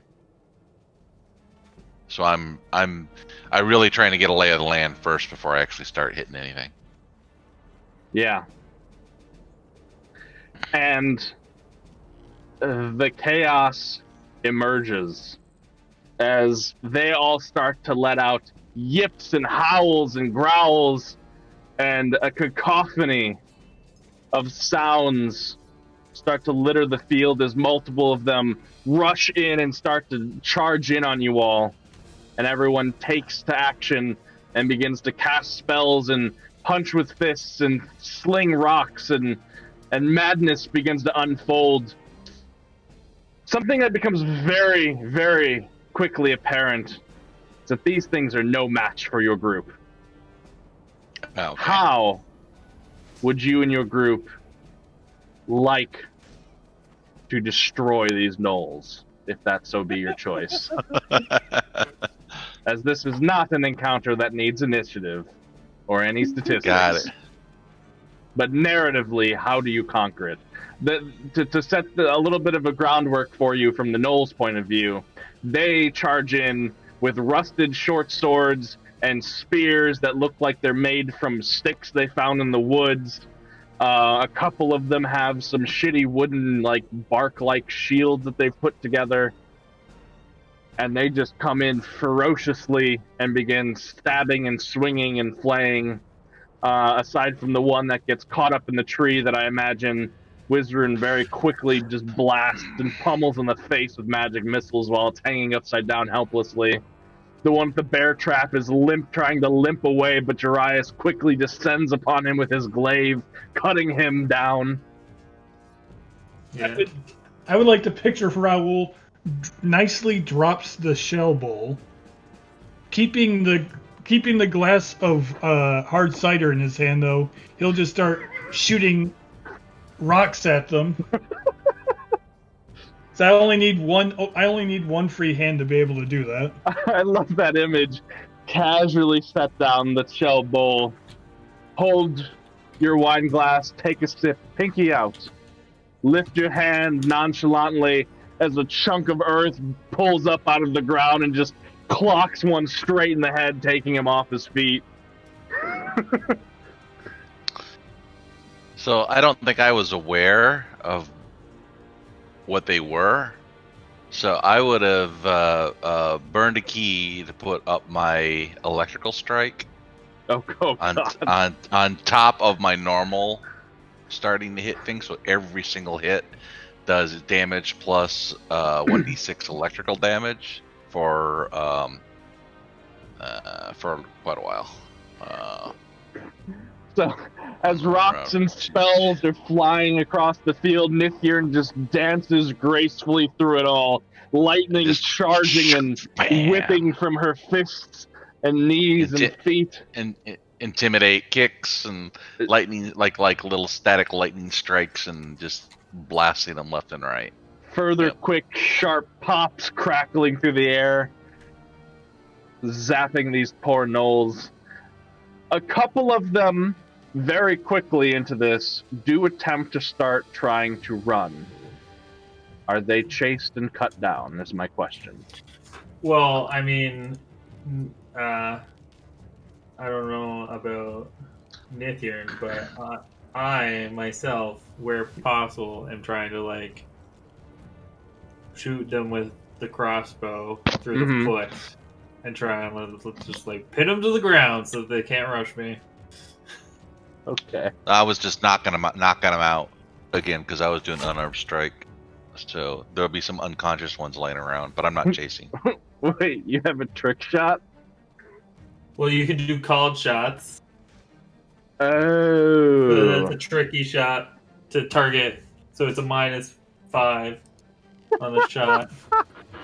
Excellent. Nobody ever uses that stuff. I'm happy to see that you're using it. Yeah, so Fizz, while all this other chaos is unfolding, is just shooting things in the feet. You get a couple of them, and they just yell out in pain and, like, crumple over and, like, are trying to pull this dart out, or this bolt out of their foot before one of them bends over to grab the bolt out of his foot, and Nithirn's roundhouse kick comes around and just slams it right in the side of the ear, knocking it off its knees.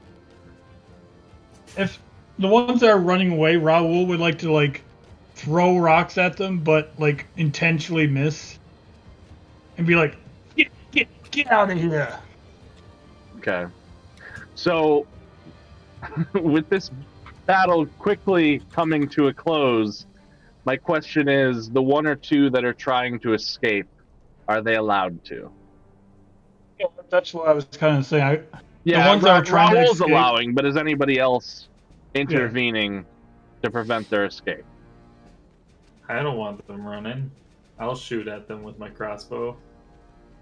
Yeah, I'm not stopping them. Seeing this, Jarius will follow suit as well. Boom! Into their backs. And they are shot down. And while it was short and brief, and none of you, there may have been a couple of swipes that got at a couple of you guys that reduced vigor.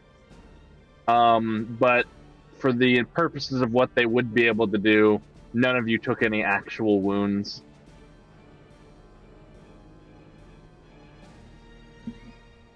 And you find yourselves surrounded by the bloodshed of around, it's 9 gnolls. Dead in the woods around your camp. Well, did any of them get knocked out? Or they're just unconscious? Were you attempting to take prisoners? No, but my attacks are non-lethal. You also By had default. electricity damage going too. That's true. I mean, if that was pushed him over. And by default, your stuff is lethal. You have to tell me when you're doing non-lethal. But if you wanted to be doing non-lethal, that's fine. No, then it was lethal. I was hitting them. I didn't call it out. It's because this wasn't a real battle. We were just breezing over a lot of things. If you would have wanted to use non-lethal, that's fine. It's just with monks' unarmed attacks, I assume they're lethal unless you tell me otherwise. Yeah, understood. I would have hit him hard until I saw how easy this was going. Then I wouldn't have used any more key, and I would just be knocking them out, knocking their asses out. Okay. Then yes, in the aftermath, Nithir, you do come across 2 of them that do look like they're still breathing. Okay, I pointed out these 2 still just knocked out. The reason we kept him alive, Nithir? No, I just stopped hitting them so hard because they were going down too easy.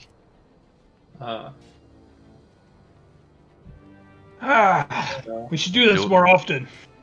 I don't know if you want to talk to him or if you want to ask him or something. I don't know. That's up to you. I can't really talk to him, so. I mean, they're more animal than people, I think. So. Speak. Do they speak common or anything? Perhaps some of them. I know that they have their own language, their own tribes and ways, and if they're unconscious, I mean, I wouldn't want to just murder them. It's different when we're defending ourselves, but that's a little different in my mind. Oh, yes, true, let's not murder them. Okay, well, their pack comes after us. Well, I can wake them up and send them on their way. No, let's just leave them. Their pack just attacked us, and we defeated them very easily. I don't think we're worried about them. Always be more. I'll take a quick look around to see if they had any other shiny things on them. You find a total of 11 blues and 20 oranges. Okay. And little small coin purses that they have, or little satchels that a couple of them had. Other than that, it's rusted weapons, very crappily, shoddily made weapons. In those bags where you do find some of those coins, you also find like knuckle bones and a couple of fingers from a person, a handful of rocks that look cool. They're shaped or have an interesting color, or a couple of them are shiny, like they've been polished. Just little knickknacks and bobs mixed in with a couple of coins. Take the coin. I'm leaving everything else. Well, we should, bro, let's pack up your barrel. The other stuff, we should probably move away from this place. Don't really want to be here when those gnolls wake up. Probably not the best. Probably not the best idea to stay here.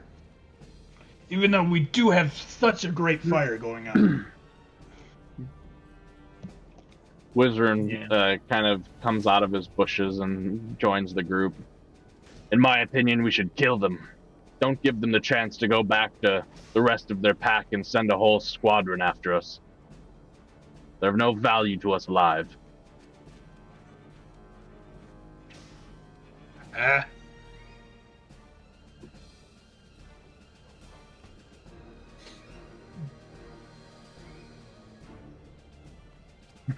He just gets an ah. we just defeated like 20 of them, Wizroom. We killed 5, 7, and subdued 2. That would be 9, Okay. not 20. 2 got away, so that's 11. I shot the two that were The running away. the escapees got shot down. Yeah. Okay. How big can one of their big packs be? I have no idea, but perhaps we'll I find don't out. want to find out. Well, it took them a couple days to find us and get to us. So I'm assuming it's going to be a while for them to get back to their camp. Which means then they have to come back and find... We'll be gone. They won't find us. That is, if they even are creatures that head into the woods. They may just reside in the hills and not dare to venture the woods. We'll be fine. There won't be any ramifications. You can tell they're breathing, but that's about it. Yeah, I was trying Other than to see if obvious they had any wounds. broken legs or anything. Well, you can't tell if they're broken or not, but one of the ones that is knocked unconscious does have a bear trap around its ankle. Oh, okay. Don't Which don't Darius- forget to grab that bear trap, Darius. Yep, which Darius pulls off, and unhinges. What does Darius' moral compass say? He doesn't want to kill him. I don't think we should murder creatures that are helpless. They attacked us, but we bested them. Okay. That's what I'm saying. And if they come with more, it'll be fun again. We can do this again. This was fun. A good midnight activity. Yeah, unless these were just scouts, and the real warriors are behind them. Can you fight 30 hardened Knoll warriors, Raoul? I don't even Just know if such a defeated- thing exists, but...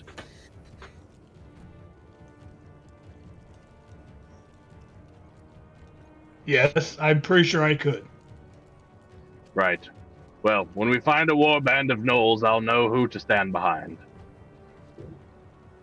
I've been chosen. Chosen? What? I've already explained this. The rune thing. You have been cursed. I wasn't cursed. I was chosen. Okay, this is a gift. There's no downside to what was given to me, except for one day I might explode. I'd say that's a pretty big downside. We should really get going. We can discuss this when we set up camp in a couple hours. Whatever. Do what you want. Just know, if it comes back on us, it is the chosen one's fault. And Wizard turns around to gather his things and start moving to the edge of camp. And You're no fun, Wizard.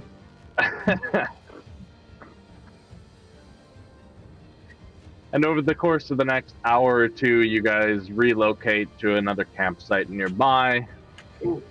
There was something I wanted to do as we're leaving. Yes.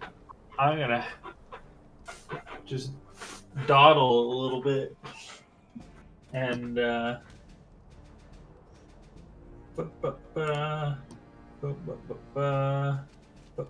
as I go to leave the area, I'm gonna make some sounds in amongst the knolls. That sound is going to be the wounded cries of whatever I think is good prey around these parts. Okay. You send out the call to any other animalistic hunters out there in the night, and then make your way back to the other campsite with the rest of the group. We left them unconscious. They're dead anyways in the forest. With fresh blood everywhere.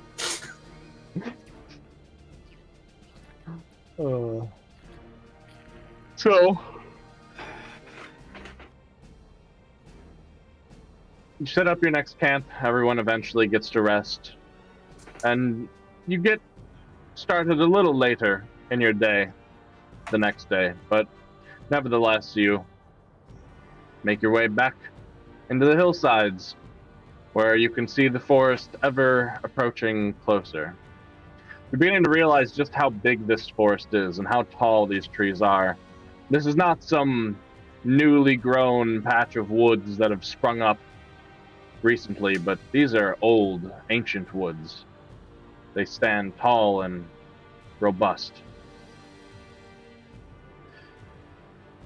As you begin your trek here on the fourth true day of travel,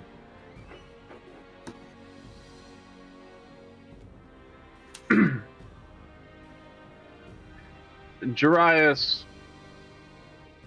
aids yet again in finding various things in which to eat. Even with that one? Yeah. There's a bonus now because you guys are close enough to see the woods, which pulls him just barely over the DC at the pace you're moving. He pretty much can't fail then. He can't fail. Before getting close enough to have an eternal compass pointed at the woods, he could have. Okay. But now it's basically, yeah, I'm not able to fail.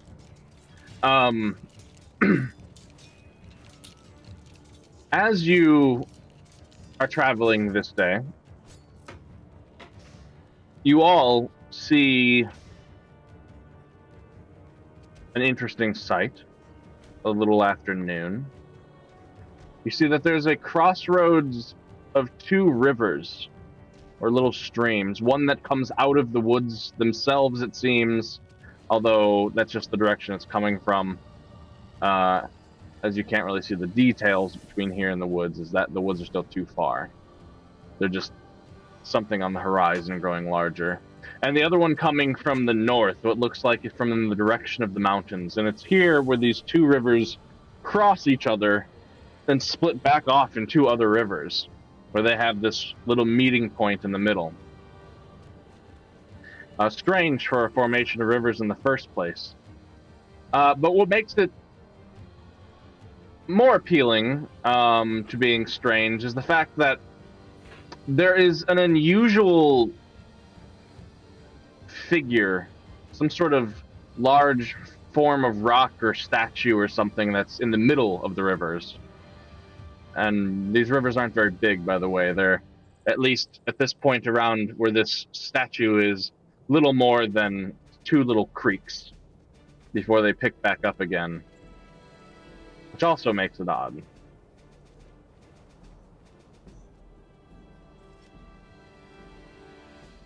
And you guys can kind of see that over there a little ways.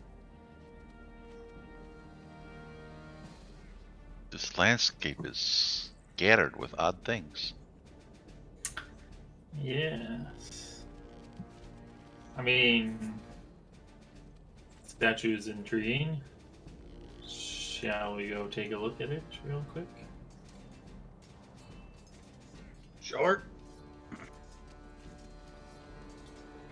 So, you guys make your way over toward it, and it's no issue getting up to the statue itself even. You would perhaps even be standing in maybe 6-7 inches of water, as there's a good 20 feet around the statue where water flows around it before splitting back off into the rivers, but it's very shallow here near the statue. And as you get closer, you can see, again, like some of the other stone structures you've seen out in these hills thus far, it's made of a darker gray stone, and it looks fairly weathered and old. This one is in a humanoid form. It is of an older man with shorter hair from the design of the carving, and balding at the top. He stands upright with his two hands together in front of his chest as if in prayer. And there are this flowing, looks flowing in the form of the stone, as if he were wearing robes. However, there are strange appendages that stick out from beneath the bottom of these robes and curl back up to the height of the waist and kind of splay out in an S-like formation, pointing away from the statue. There are 8 of these appendages, and all of them seem to be like tentacles that eventually taper off into ends smooth at the tip. On the undersides, you can see there's circles carved almost to resemble suction cups, per se. And on the tip of each of these 8 tentacles, you see a small little 1 to 3 candles. 5 of them are lit, and those are the lowest burning ones in terms of how much wax is melted around the tentacle and dripped off. Then there are the other 3, which have candles upon them, but they are not lit.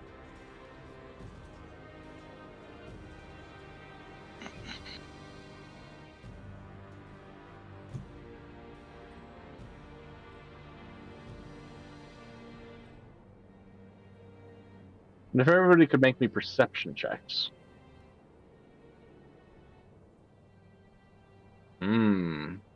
This is Actually, the kind of Raoul, stuff. Raoul can't. Go ahead. This is the kind of stuff Reggie would really be interested in. Raoul can't make a perception check? Not for this. Not for this reason. It'll make sense here in a second. I can't believe I'm saying this, but I do miss the little guy sometimes. Oh, hi, Darian. Okay, also, Stream's up if you want to see a visual. I was about to say, I'm just about to open it now. How you doing tonight? Good, but you? Fantastic. Yeah, so Wizrune says, sometimes I miss the little guy. Hope he's doing alright out there.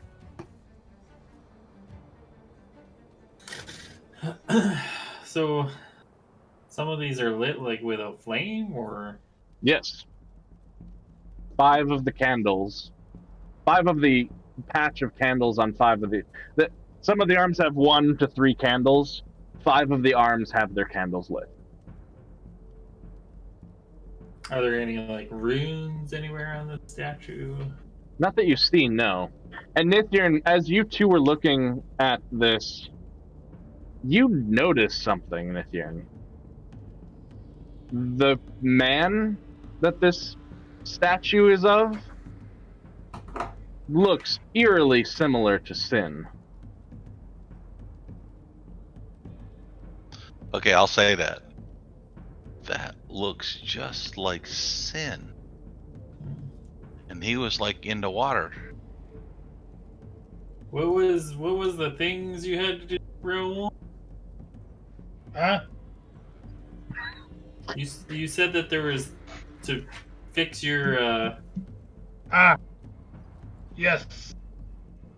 Those things. Let me get those out. Yes, real what are quick. your quests, chosen one?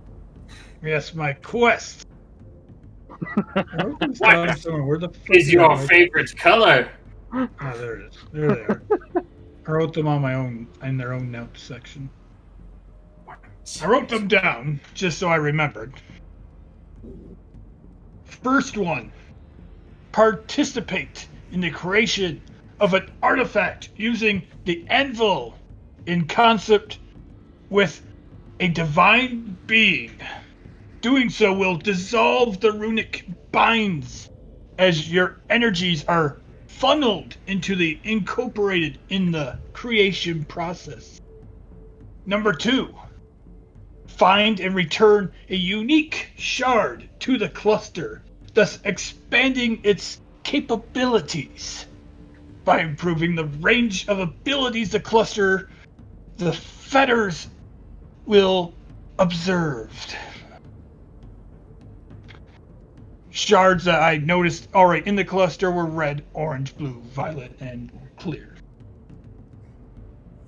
The third option was return to the artifacts of the tremendous mines, one of the lost artifacts.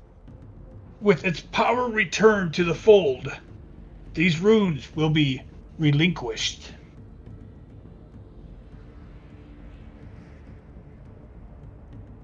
So what does that have to do with a statue? Yeah, that's what I was wondering. But it's interesting that this is sin. Wasn't Sin like a kind of like a god? I'm sure people thought of him that way based on what he said from the past. Yeah. Maybe So- you should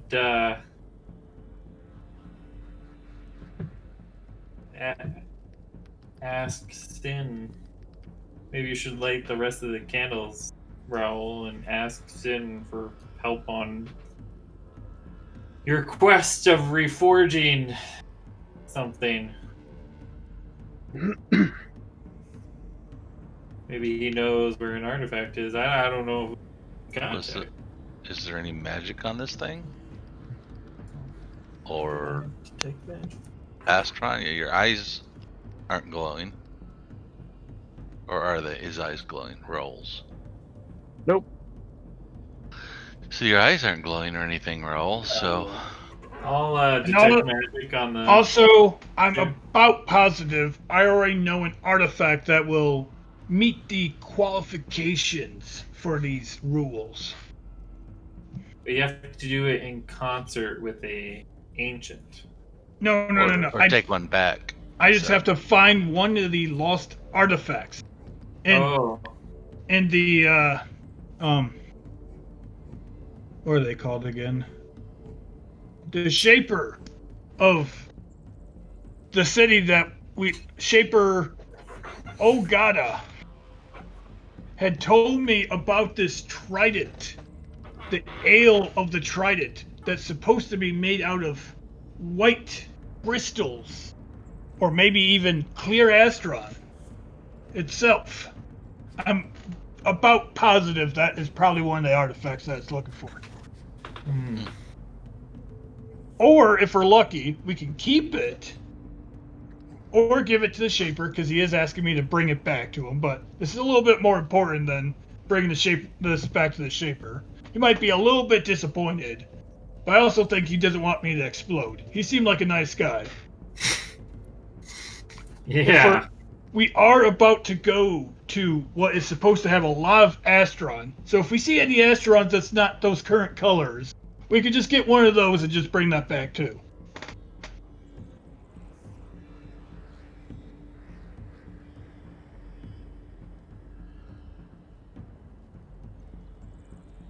Well, You think Raoul should do it? He never met Sin. I don't know who this Sin guy is. he's on the quest though. I don't know how things like this work. If it even works at all. The only thing we could do is try.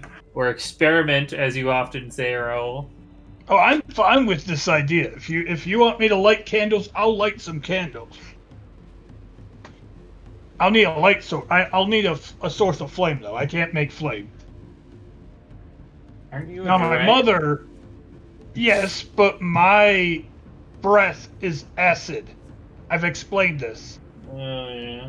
My mother, she had fire breath. She used to be Well- able to catch, roast, and kill a rabbit with just a single puff of her fire. Do you not have flint and steel? Well, yeah, that's how you think I started a bonfire. So we make campfires, just light a stick and then go up there and do the candles. Yeah. All right. Now, Raoul will light a torch, or something in that, and then walk up to the candles and start lighting them on fire. Lighting them. Okay.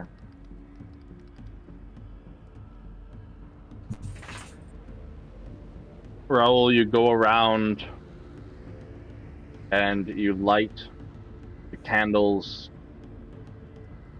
upon the tentacled arms. As you do, the wax begins to heat and drip down and into the water below. And you all notice as the wax is slowly dripping and hitting the water around the statue, it begins to spread its waxy surface like a milky cloud around the base of the statue.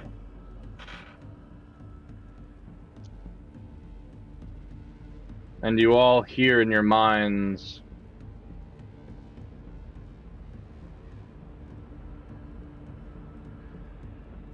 I see you're all doing quite well. I hope the lands haven't been too harsh on you. I mean, there was some trying times during the Who's mail, that? but we have another has joined us on our journey, Raoul. Raoul, this is Sin. That is the voice you hear. I feel his feet in my waters.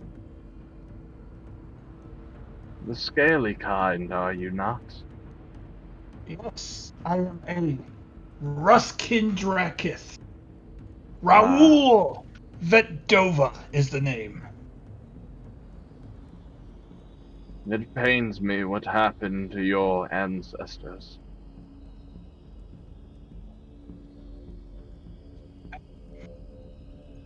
I know so little about what happened. I've heard rumors and whatnot. It's not pretty, but Oh, how beautiful the waters of the dragons used to be. you're talking about dragons. That is where your kind comes from, yes. I thought you were talking about the ancestors of my actual Drakith, and how they're forced to fight and whatnot at one point. It is unfortunate so much power is trapped within such a human form. Hey, I don't waste the powers that are given to me. I have no doubt.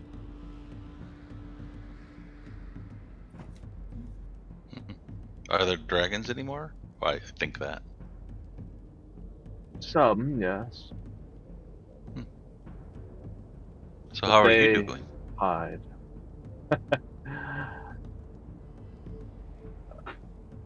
I am as I always will be now. Feeling from the waters,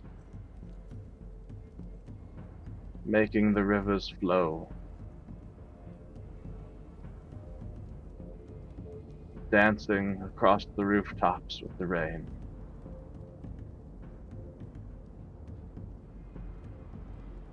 Feeling only what I touch.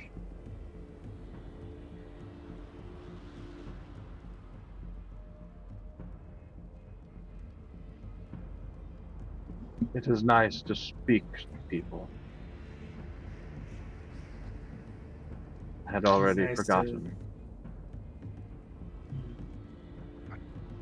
Nice to speak with you as well. But with my return to the water, fear not. The guardian of the depths cannot disobey my flow.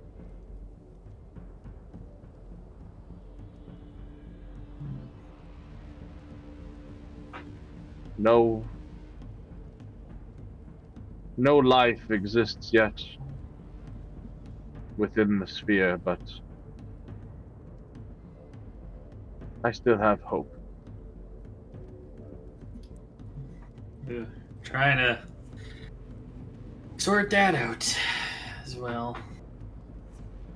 The Vith may be interested in coming back there, You Yeah. have but we told Plenty him of not to do time. it alone. It is not something that needs to be done in a cycle, or even 2, or 10 perhaps. Yeah. We're on our way to this other anchor. Which one? One in the mountain. What do we call it? Yeah, the one in the mountains. Aircross. Yeah, Aircraw. Aircross. Aircross. Anything we should worry about on that one?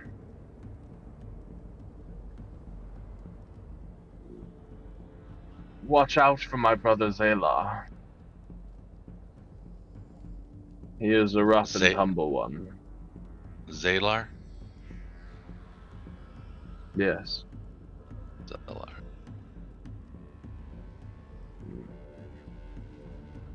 He was always the grounded one.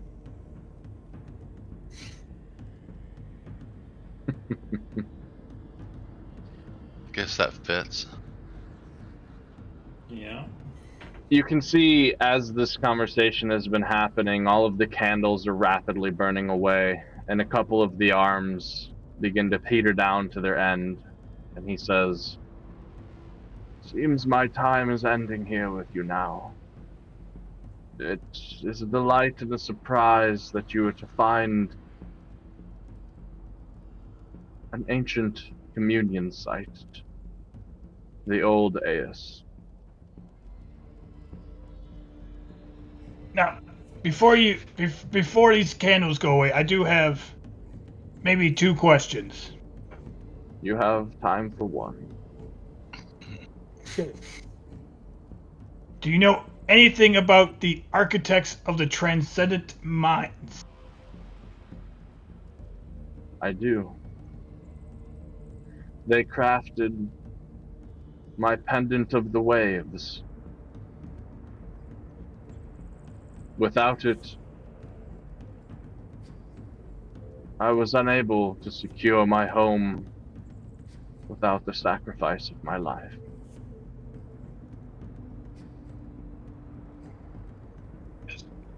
Is the Ale of the Trident one of them? An artifact? I'm sorry, but I don't have any more time. Take with this my blessing. And know that it was not for anyone I would have spoken to, but only because You know, you could give me a yes or no answer in this time. only because I have bequeathed upon you a fragment of my divinity. Take care of your lizard kind. And yes, lizard. Excellent. And the voice fades with a chuckle. And each of you receives this buff. Aeus's helping hand. And similar to the thing Raoul got earlier, it's another blessing. And this blessing does exactly what your surge ability does.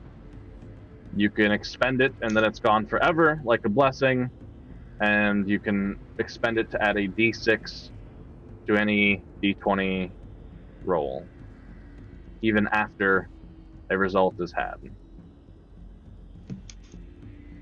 Raul, Excellent. you must choose. Do you want this blessing or the other blessing? As you can only have one. He'll keep the other blessing. Okay. The reroll. Okay. He doesn't know who the sin guy is. He doesn't trust him. But Can this roll. doesn't take our Yeah. boon away, right? No, this is something entirely separate. Your boon is what he just mentioned there. The fragment of divinity he gave you. Right. And a blessing is something different. You can only have one blessing at a time. But and then they come usually in one-use charges, and yeah. Okay. All right. Cool. I'll get the other one up here in a second. Yeah. Solid same. That was nice to be able to talk to Sin. We learned his brother's name. That might be helpful. And his name, if you were paying attention. Who his Sin's?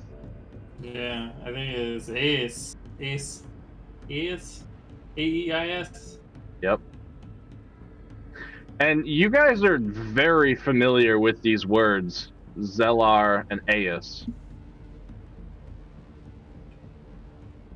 Aeus is the month 3 months from now. Zelar is the month that begins the yearly cycle and ends the yearly cycle at the same time. Or sorry, no.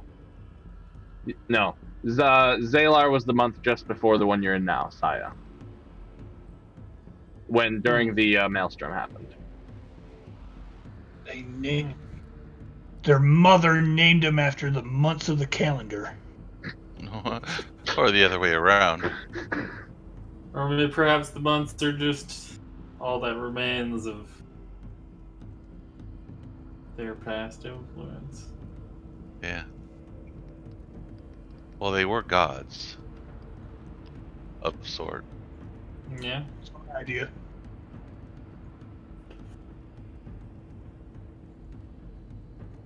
They're named after the months. As you guys are discussing this, you hear boom, boom, boom, boom, boom, boom, boom, getting louder and closer, and the ground ever so slightly begins to shake, and you hear, "Hey, you guys!" It's the sound of my ass cheeks.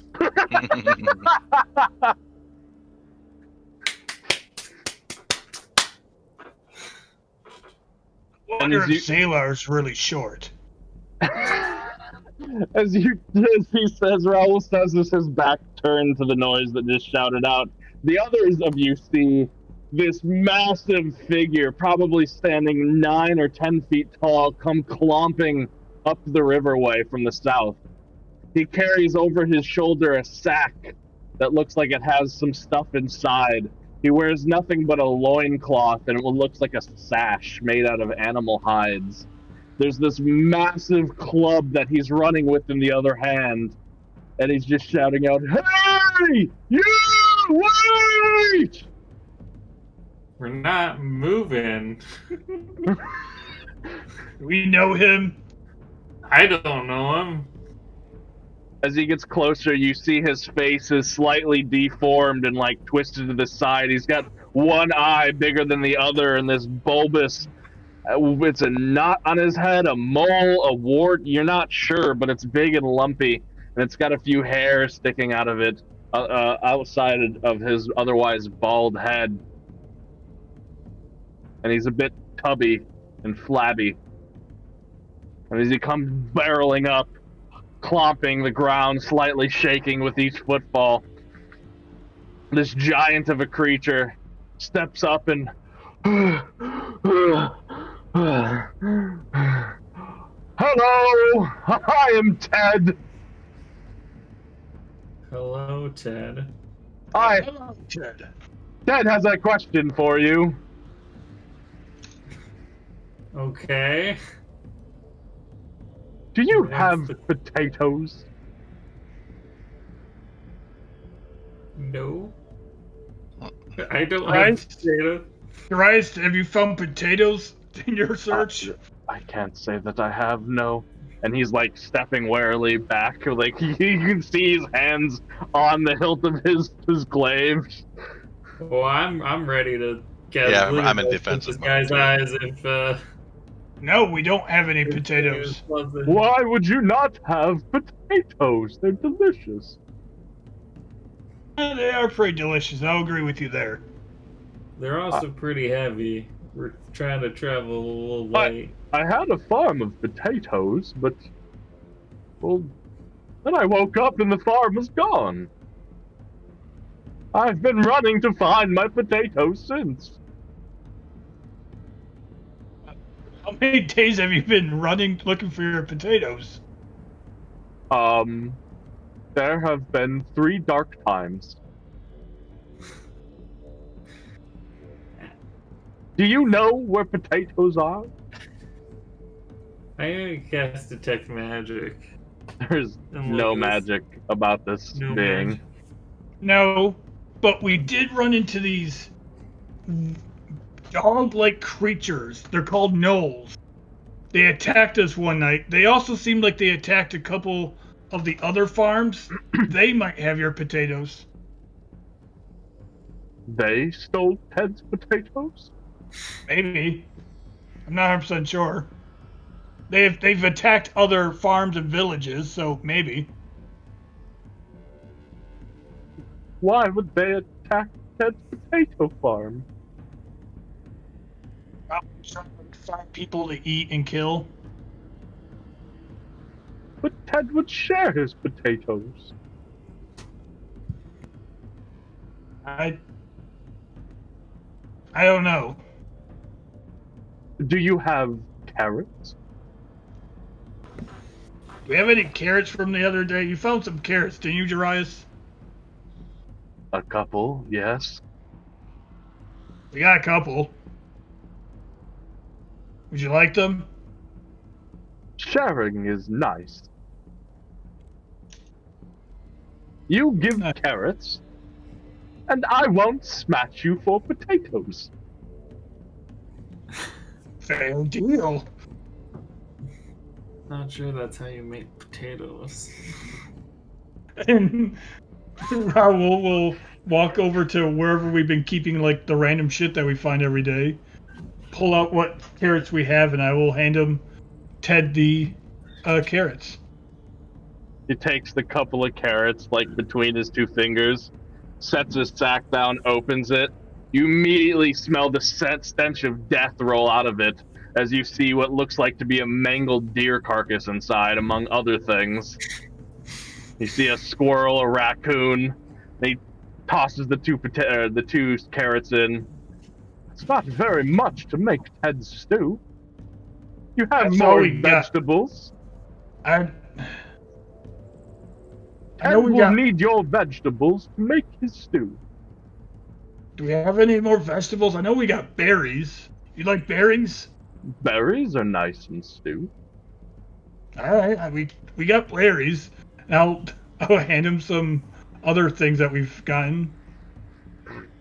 So, mechanically, the question is, how many rations worth of food are you giving Ted?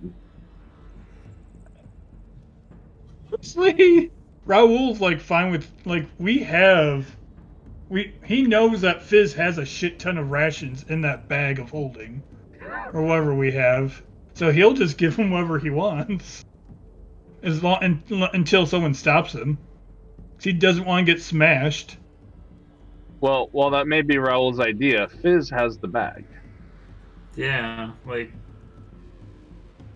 I don't know, like. Is Well, he the rations would he aren't take vegetables. rations? Because they're not. The rations aren't vegetable. Yeah, my idea is just to give him the shit that we've been finding as we're walking. I mean, we can give him all the stuff we found on the ground today, and just eat rations.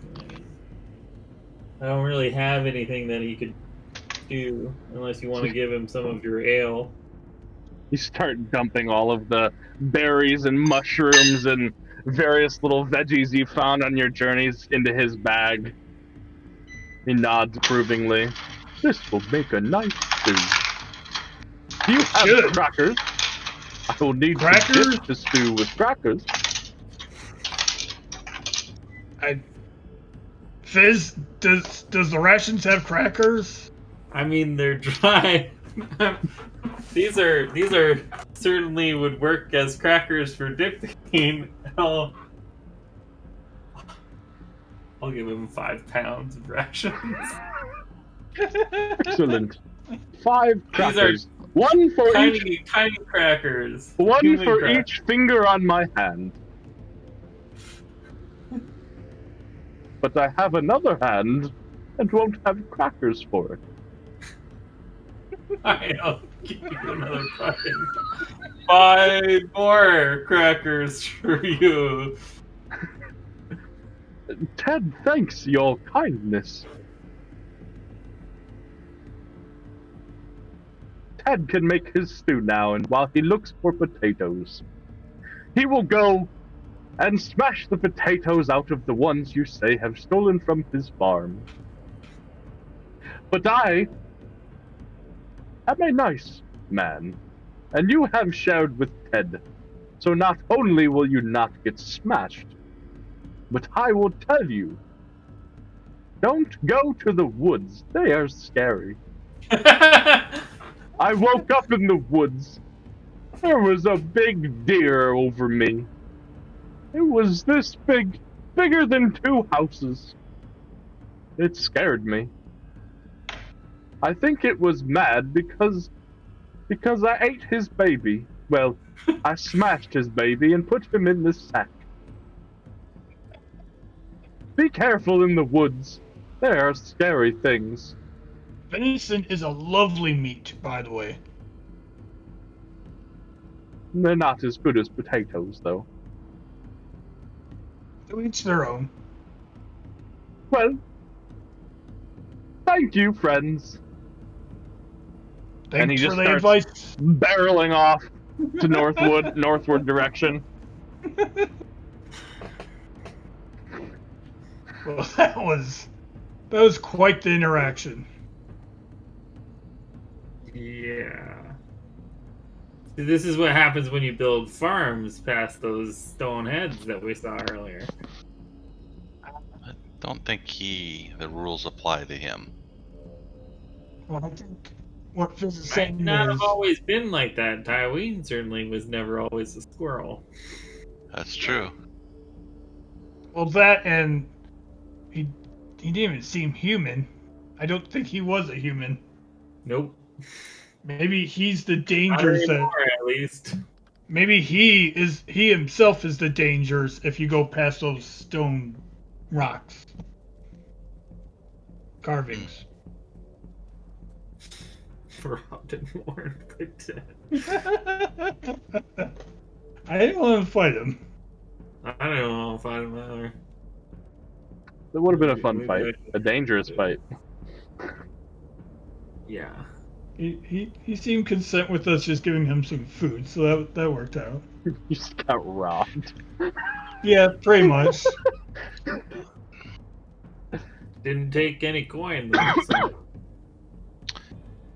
Certainly not boring walking out here in the wilderness. No, we seem to keep running into things. See, these are the things that I try to avoid while I'm out over here. You've seen Ted before?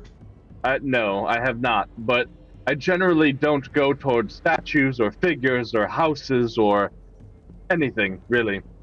If it isn't my goal, I don't go to it because, well, weird shit like this happens. And we got lucky. Yeah. But, unfortunately, we will not have that luxury when we enter the forest. We don't know what we're looking for, and we'll have to be careful and look at things. Yeah.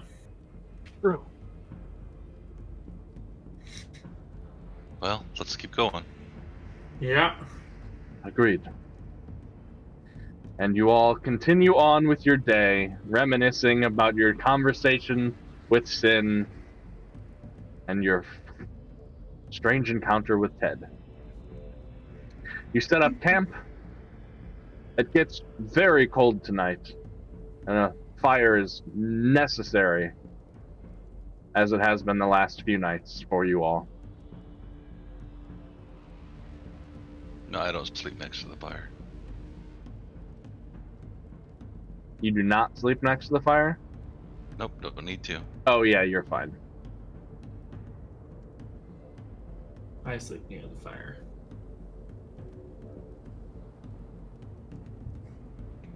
Raoul would sleep by the fire, but he also has made himself a nice little hole.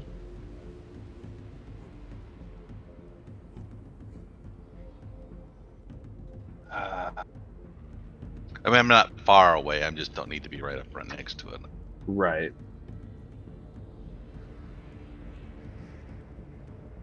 So,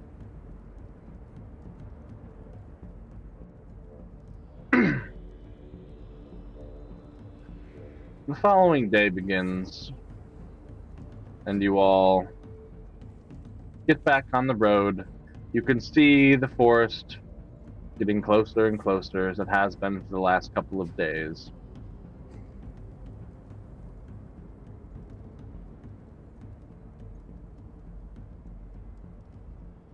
And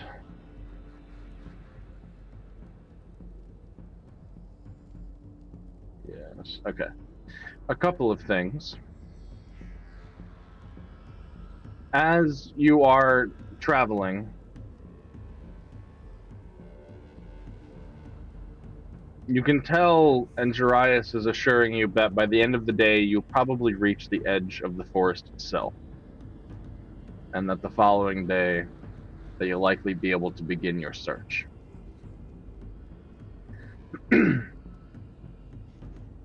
As you are traveling, another strange stone figure you pass, although this time it looks like a 15-foot tall stone hand that reaches out from the ground, reaching for the sky. It is old and weathered, but other than that, there's nothing else of note around or about it. No symbols or scriptures or offerings or anything of that sort. Just another one of the oddities that lay scattered across these hills. But it's what you see closer towards dusk that perhaps has a profound emotional effect on each of you in its own way. As you are nearing the forest, and the trees are beginning to reach higher and higher on your horizon, Jarius suddenly shushes everyone and quickly ushers you all off the edge of the little walkway that you found and are walking along, and underneath a tree. As moments later, you hear the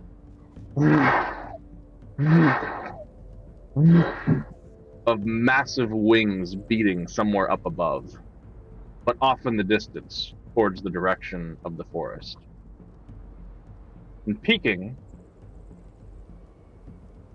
you see this large winged creature with a long tail flying and drifting over the forest itself. The light reflects its coppery color off of its glinting scales down on those below. You can see the two horns that protrude and lay back along the head as the leathery wings carry it over the treetops before it dives down into the trees itself.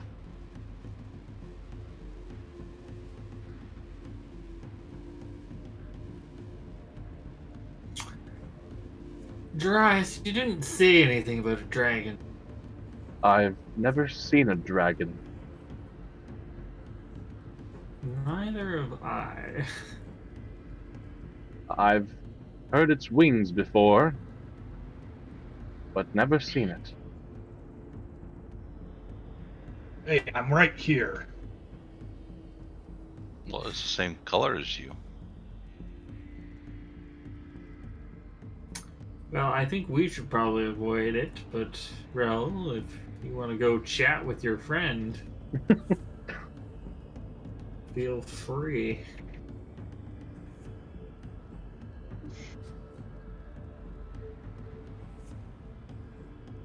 I think we should move quietly, though, going forward. So, that is a good question. Would I know anything about copper dragons being a? Not necessarily, no. What type Sure. of role? What type of role would that be, though? If I wanted to roll it, Knowledge Arcana. I don't think I have that, but let me look. As even the Drakith are in their 10th or 11th generation. The time since a Drakith has directly came from a dragon has been nearly 1,000 years. Your people have formed their own culture, their own way of living. While they have draconic forms, you might be able to take a lot of educated guesses based on the fact that it's the same kind of dragon you are. The type of breath you have is likely similar. The types of magical abilities you could potentially have are likely similar. A lot of your habits and things that feel more instinctual to you are likely similar. All right.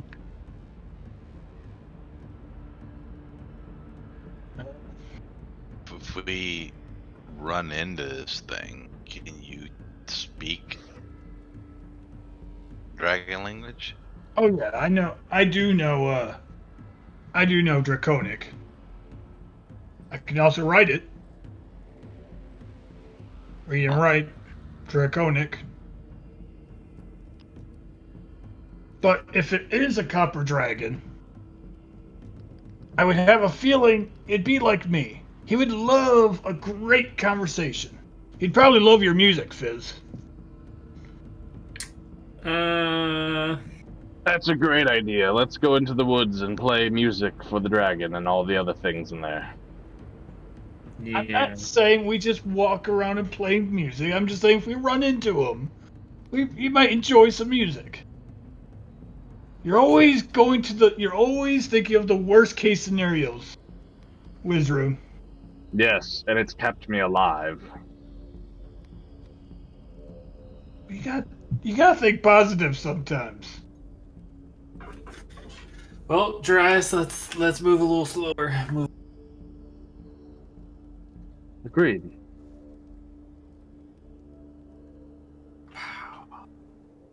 Why? Are we walking stealthily? I certainly.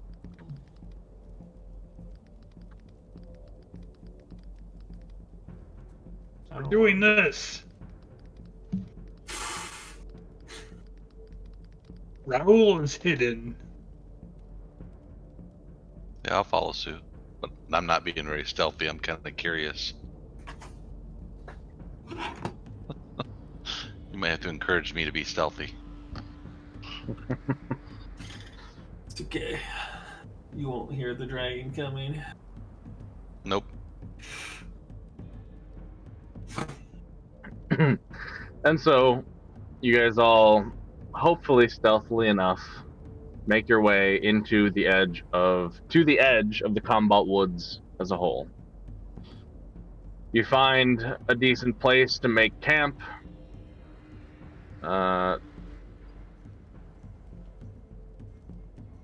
None, Nithyan. Okay. Nothing direct, I should say.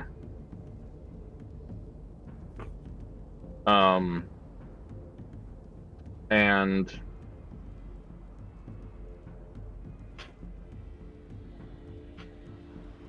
you make camp. The tree line shelters you slightly from the chill of the now quickly approaching winter's nights.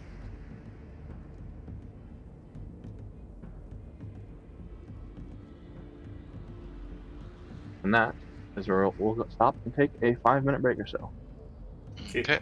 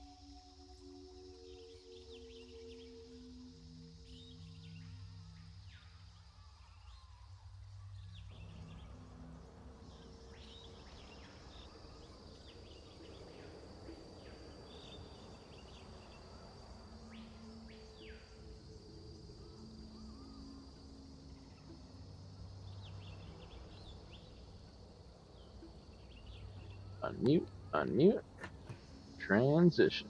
And we're back. All right. So, you all bed down and sleep at the edge of the Combalt Woods just before your search begins.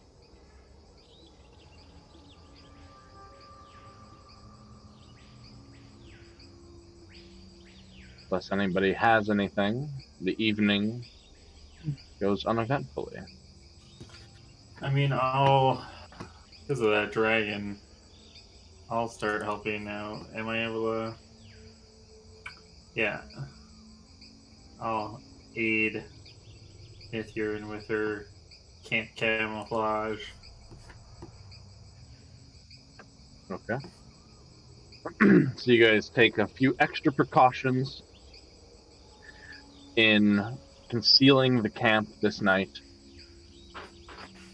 And the following morning, Jarius, as everyone is kind of getting up and doing their morning routines, eating their food, preparing their spells, doing their training, so on and so forth, says, all right, well, way I see it, there's a lot of woods, a lot of ground to potentially cover. All I know is that it's in here somewhere. This witch's hut has got to be in these woods somewhere. I don't know what that means or what it looks like, whether it's a house or a tower or a hole in the ground. I don't know. But there are many different kinds of signs we could follow, and many different types of ways we could navigate this land that might help us. While obviously everyone being aware is helpful, it, I believe, would help we pick a game plan as we go along, using our skill sets that we have, whatever those may be. I haven't traveled with y'all long enough to know them, but to look out for things that uniquely only you could look out for, and help the group with that.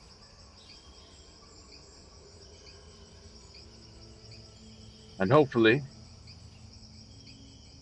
we find it quickly, and without too many distractions.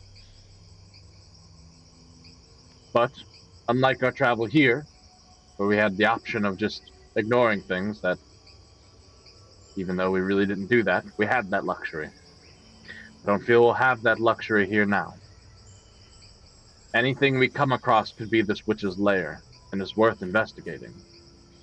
At least, to the point that we know it's not the lair.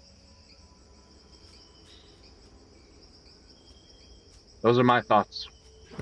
I'd love to hear anybody else's.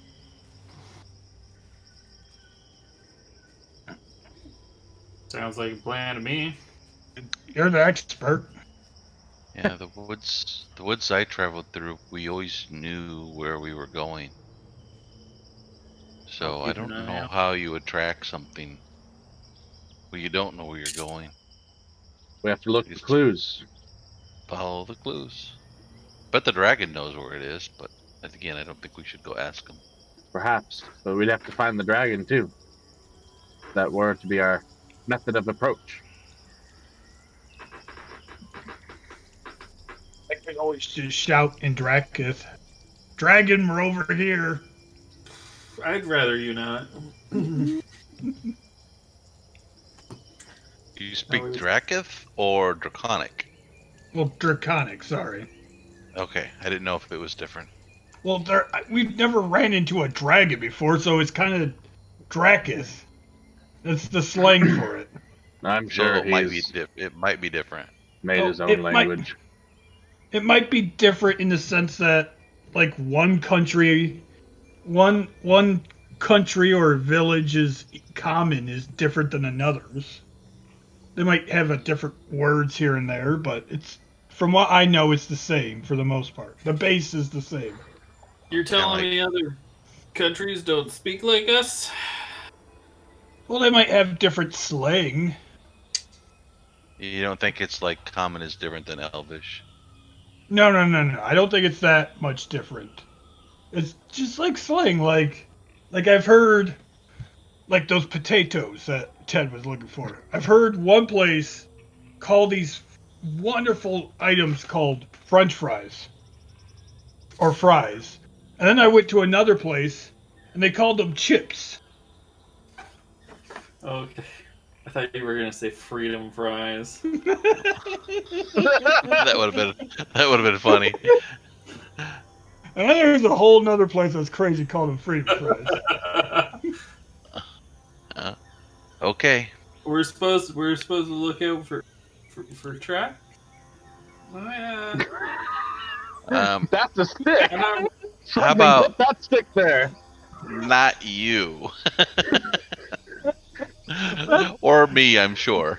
That's an Oz to a girl right there for survival.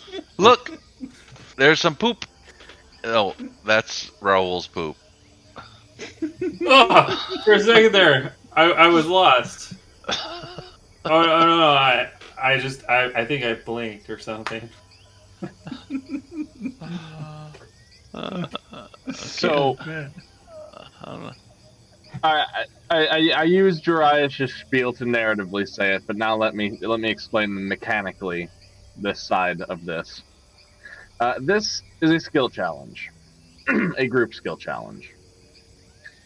In it, there will be a number of successes you will need before a number of failures before whatever happens should either of those two be attained.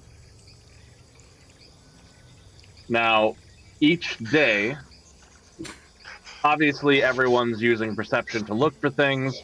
Obviously everybody's using their amount of survival to look for tracks and things like that. And there's a certain amount of everyone's always doing this that makes sense that's already happening. But above and beyond that, there are many other avenues in which you could use your skill sets to potentially find things that may lead you in the right direction. Now, each day, quote unquote, will be heralded by a skill check. Who makes this skill check? It does not matter. But somebody is heading this skill check.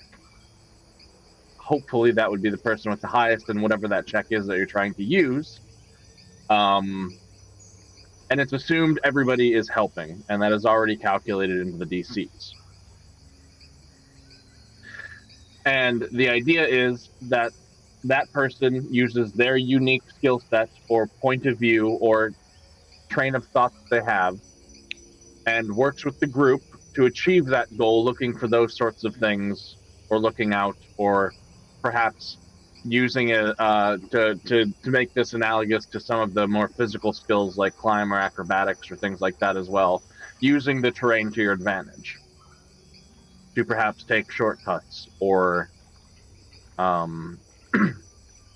or aid yourself in other ways further down the line. Okay. So, with that being said, you can use any skill. Not all of them have anything to do with this skill challenge. Some of them are harder than others.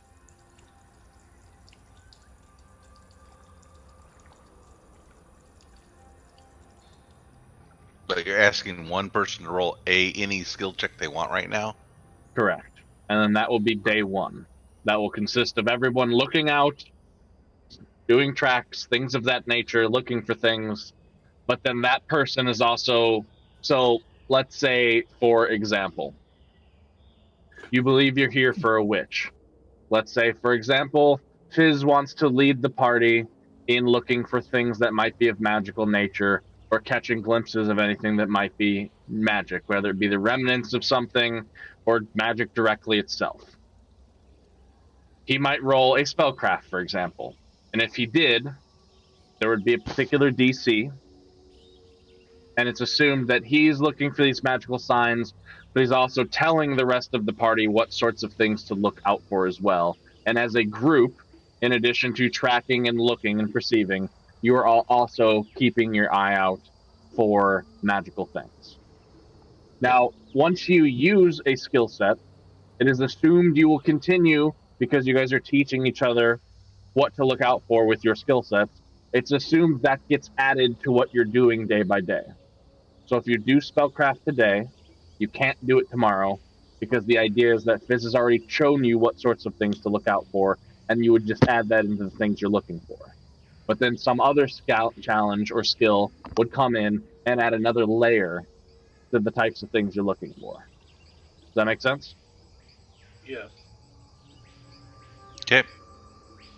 So, talk amongst yourself if you need to, in or out of character. Figure out what skill challenge you want to use, who's doing it. The NPCs cannot help in this. Oh, the NPCs can't help. Okay. They are assumed to be generally helping with whatever you guys do. Okay. Well, Yeah, we're my trying- my strongest skill doesn't really apply. Intimidate. We could find something and intimidate You can them. Tell intimidate us. the wildlife into telling you where you need to go. Well, I don't talk to wildlife because I don't talk to anybody. So We'll talk to them through. So, idea. We are This is trying a to track which. This is in character, by the way. So, idea. Yeah. We're looking for a witch Yes, we are. that creates these hybrids that are giving out energies of Astron. That is twice correct. How about I myself try to scan the area and try to find any strong sources of Astron? we use you like a compass. Yes. Like water finding stick. Yeah, like That's that's a good one. That's an option. Do we grab you by your back legs when we do it? I'm joking. Yeah. I would be against it. Another idea. We climb up the trees and look around at the highest spots of the trees and see if we find anything. Are you good at climbing, Ro? Well, as long as it's something made of earth, excellent. Anything else, I'm okay. Trees are not made of earth. I know, but he Yeah. still has a climb skill of +6. So pretty good. Yeah. The other thing we could do is find someone or something, and talk to them. I'm pretty good at getting information from things. Which, as a note, is why perhaps even something esoteric, like an intimidate check, may or may not be relevant in this. There are things and people or creatures you may be able to come across and converse with, so don't necessarily rule out any skill because it doesn't help in finding a building or something. I have thought of Okay. many things. Okay. Well, let's start out. We'll do this one day at a time, right? Is what you're saying? Yep. So there will be the roll, and there's still general stuff like has been happening from day to day, things you might come across. Now. But Another good idea I have, because I'm full of ideas, Yeah. You certainly are. is we stealth our way through.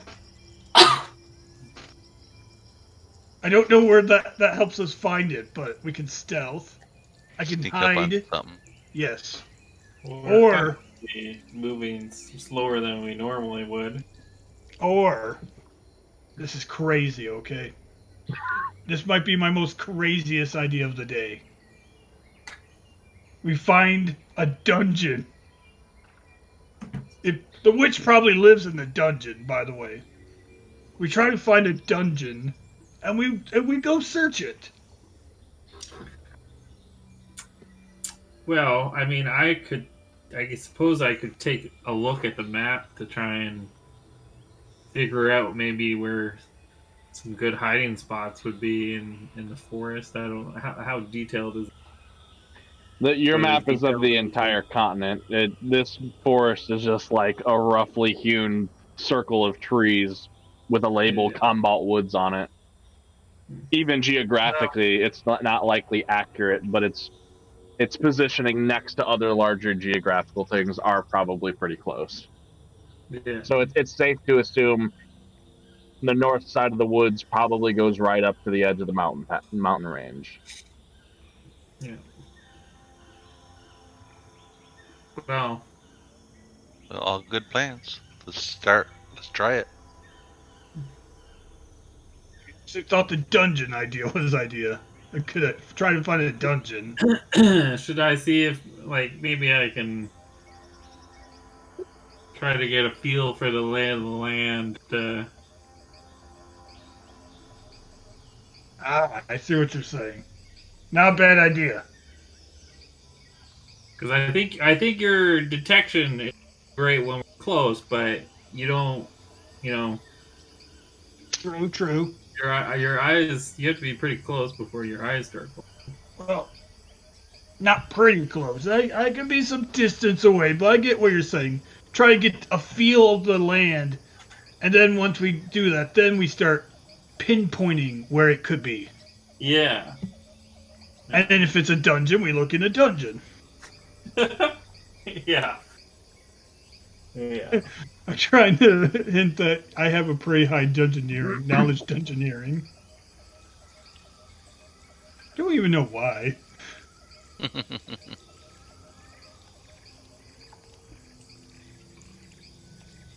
Wait, I like your idea with Fizz. Let's get a lay of the land first. Okay. So that's like knowledge geography.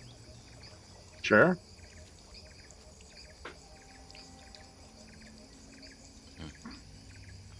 Not Ouch.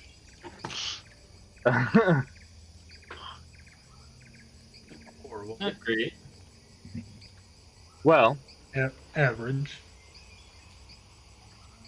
using your knowledge of geography, walking around the woods this day, trying to get a general sense as to how these woods work.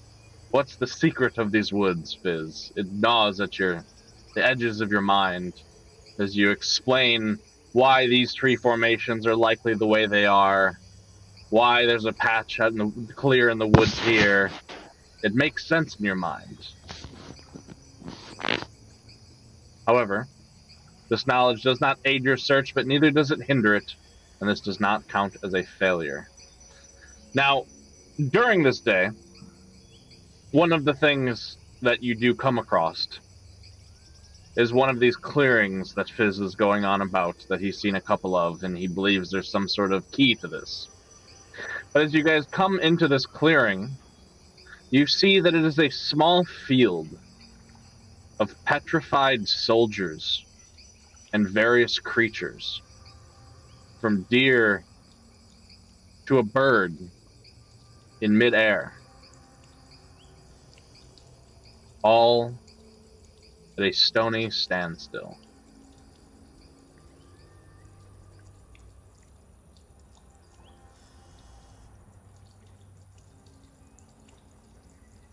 Interesting.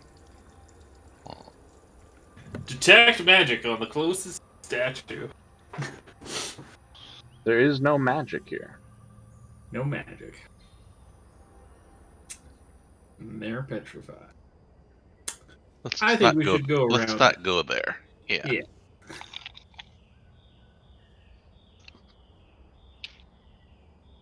All right. I've heard of some tales. So you avoid the glade, continue your search, but alas, no dice.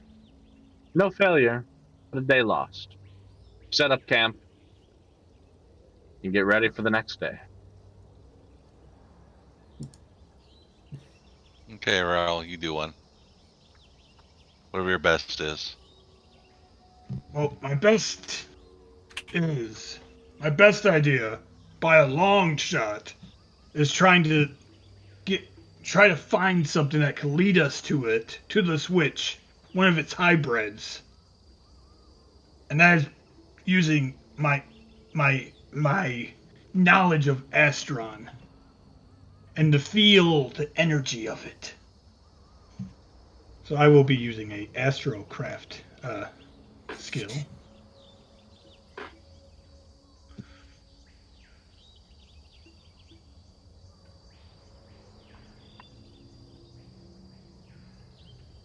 Okay.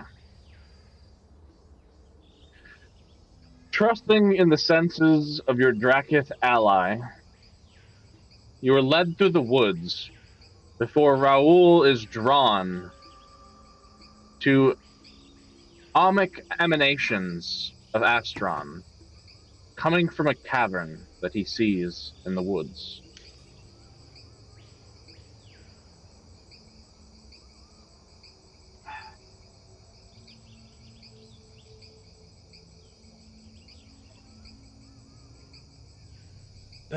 That's pretty interesting looking. A cavern.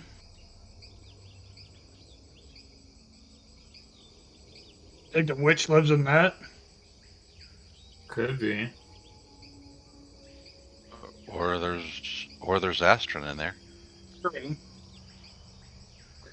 Roll worth a look. as you are getting closer, and with that roll, there is certainly a shard in there. However, your eyes are not glowing, so it is not one you are naturally attuned with.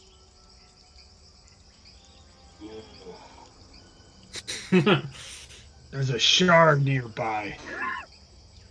And it's coming from the direction of the cave. We have to go in this cave. The witch might not even be in there, but it could be an Astron color that I could use for my mission, my quest. Okay, well let's go into the cave quietly and try to keep an eye out for things.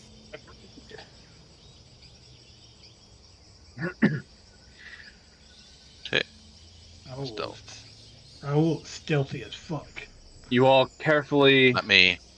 and slowly move your way to the edge of the cave and into the mouth. Inside, it twists and turns a little bit. There's a couple of splits, but after some deliberation and a little bit of a head scouting from Jarius, a couple of them are dead ends. Then, Raoul, your senses lead you to it. You come into a small cavern. There is a trickle of water from a small little spout that is kind of jettisoning out of the side of the rocky wall of this rocky cavern. There's a patch of moss that has begun to grow around where the water is coming from the rock here, and a small pool that has formed beneath it. The edges of the pool are a little bit greenish and covered in algae of sorts from the stagnation of the water itself as it has nowhere to go. Perhaps this is runoff from a recent rainfall or groundwater. But it's in the pool of water, Raoul, that you see it. The faint orange glow of a shard.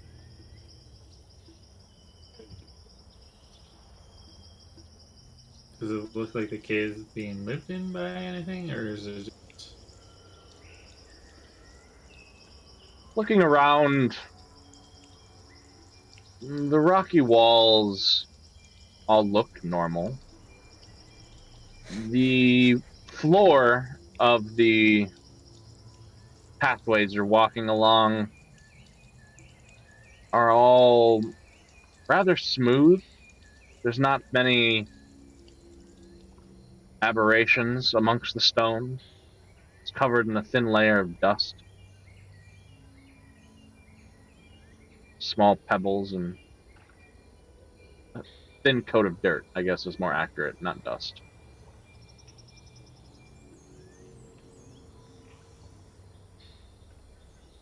Raoul will grab the Astron. And what's your resistance again? It's acid, right? Yes. Okay. So the pool of liquid that you grabbed the shard out of does not hurt you. But as there's perhaps still a few things on your hand from what you've touched throughout the day, maybe a couple of bits underneath your nail, they immediately begin to bubble and fizz as your hand is acidically cleaned.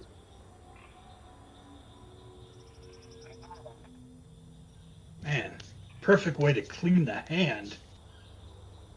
Looks wonderful. My hands haven't been this clean in days. Oh, don't touch this. It's pretty acidic, by the way. Wasn't planning on it. And you now, Raoul, have an orange Astron shard. Excellent. Sadly, Cluster already has the that. cluster already has an orange. But this is an Astron I didn't have. An Astron I don't have today is an Astron I have today. Okay. I know that makes no sense because I just fucking winged that one. An astronaut I didn't have yesterday is an astronaut I have today. Would have been a little bit better.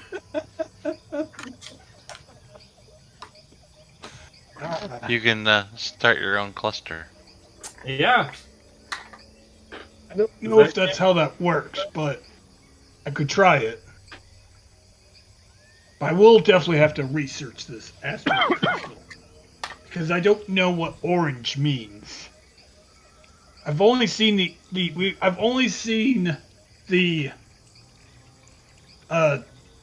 shards. No, not shards. The chips, Astron chips that we use as money. That is orange. Never seen a full one. It's so gorgeous. It's a primary then. Yes. Cool. He'll then put that in his bag. Well, I don't know if this got us any closer to the witch today, but I would say that's a success. Yeah. Reggie would probably be taking the acid. Well, I could keep. I'm resistant to it. You want me to put some in a bottle or something for him? I don't need it. I just know he likes that stuff. I don't think we have any of his bottles. When a bottle, chuck it at someone, they get hit by acid, hurts. Yeah, but I'm not carrying any of his bottles. All that stuff's on the caravan. True. So, unless you want to drink one of the things he left us, I don't have any empty bottles. It's But whatever. his cave should be a good spot to spend the night tonight. So, Probably not the worst idea. I can see where that's a good idea. Unless something else lives here, just not home right now. I don't know. There's a lot of. Doesn't look too disturbed. There's only the one entrance, right? Yep. Yes, that you found. Well, I will Okay. take a look around for some hidden entrance to the room. You take a look around, and you find one cavern that looks like it's a dead end. But it is very clearly not a dead end as you look to the edges of the room, Fizz. Looks like there's some sort of massive boulder that has been placed here. It's like this wall shouldn't be here. It doesn't belong. It's separate and slightly off-colored from the rest of the stone around. That rock doesn't look like it should be here. Raoul, see if you can move it. Or maybe try, can you go through rock? No, I can't go through rock. I can just climb rock. Well, I don't know how your How, powers work. how big is this? How big is this boulder? It's like 10 by 10, the backside of and the end of a pathway. Yeah, I can't move that. Yeah, that's too big. I can't move that. Does it look like it slides or rolls or what? Maybe. I don't know. Try pushing on it. I am stronger nowadays, by Try the it. way. Help you. Yeah, let's Yeah. try pushing it. All right. Curiosity. Here's mine. You can help if you want. Here's my help. Just the two of you. I mean, I Sure. Every hand helps. He's kind of standing there with one hand. Yeah, I picture him like pretending he's pushing on it. Well, that requires a sleight of hand check as well. It's so heavy. Don't want to work up a sweat there. Everybody make will saves. Oh, Oh god, this isn't good. This isn't good at all. Will is. Oh, thank God. all within one.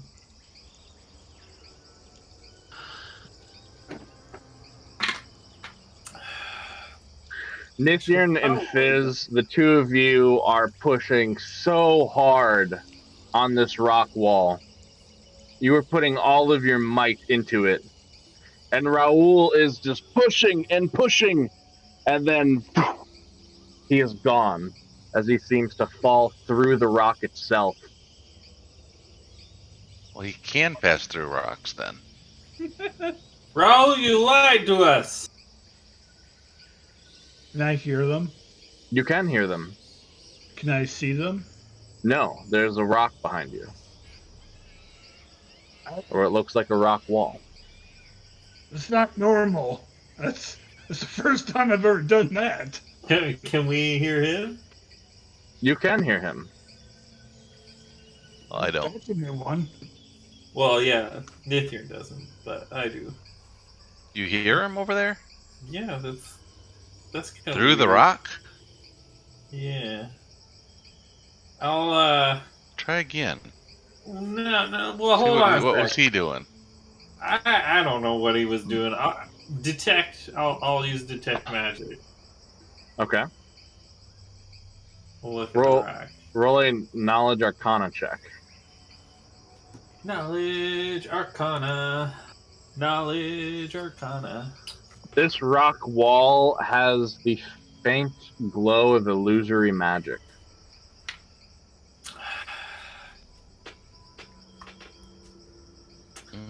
I think this might be an illusion. Oh.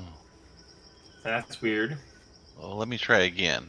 I'll invest her up, boost my will, Mm-hmm. and try again. Pass through it. You focus your mind on thinking, well, Fizz says it's not there, or Fizz says it's an illusion. I saw Raoul pass through it. I should be able to pass through it. And then you step through. It still looks physically there to you. Yeah. I'm gonna take off my cloak of feathers and put on the cloak of resistance. Does that help you? It gives them Yeah. +1. Ah, okay. Yeah. Everyone helps. Because my will save is not that great. No. You feel on the wall. You feel on the wall again, like perhaps. I mean, you just saw them walk through. Obviously, it's some sort of an illusion. Like you understand how this probably works. Maybe them passing through it is just the illusion.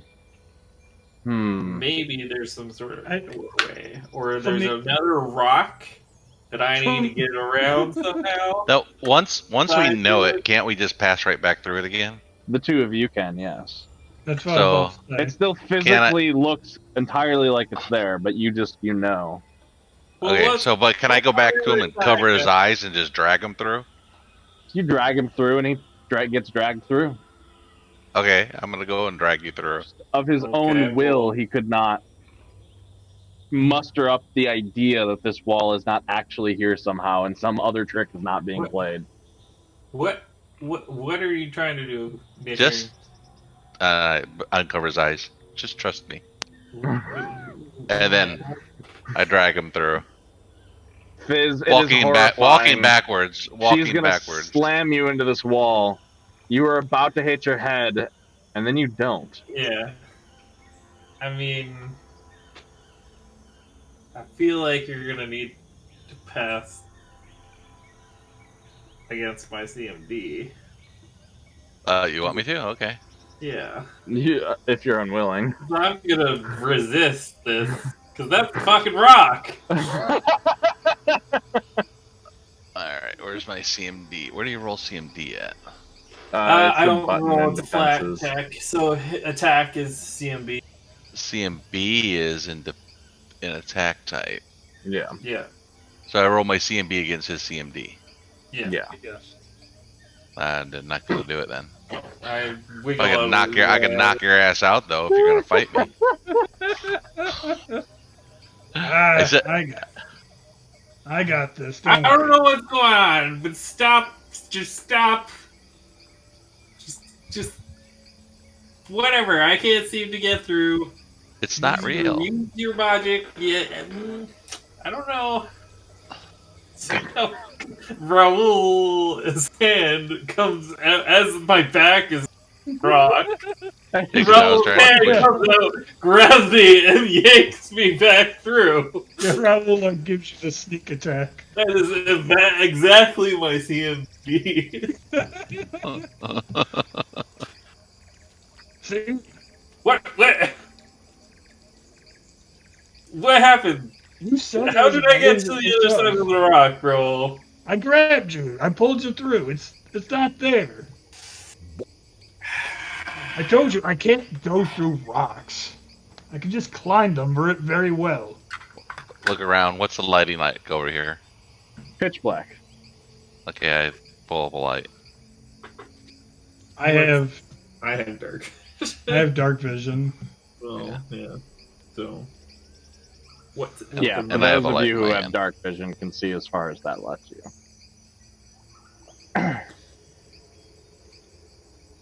What do we see? You see a tunnel that leads downward.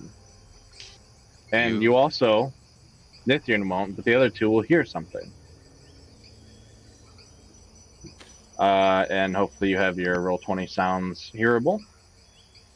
Yeah. As the two of you hear this echoing from around and within the chamber with you.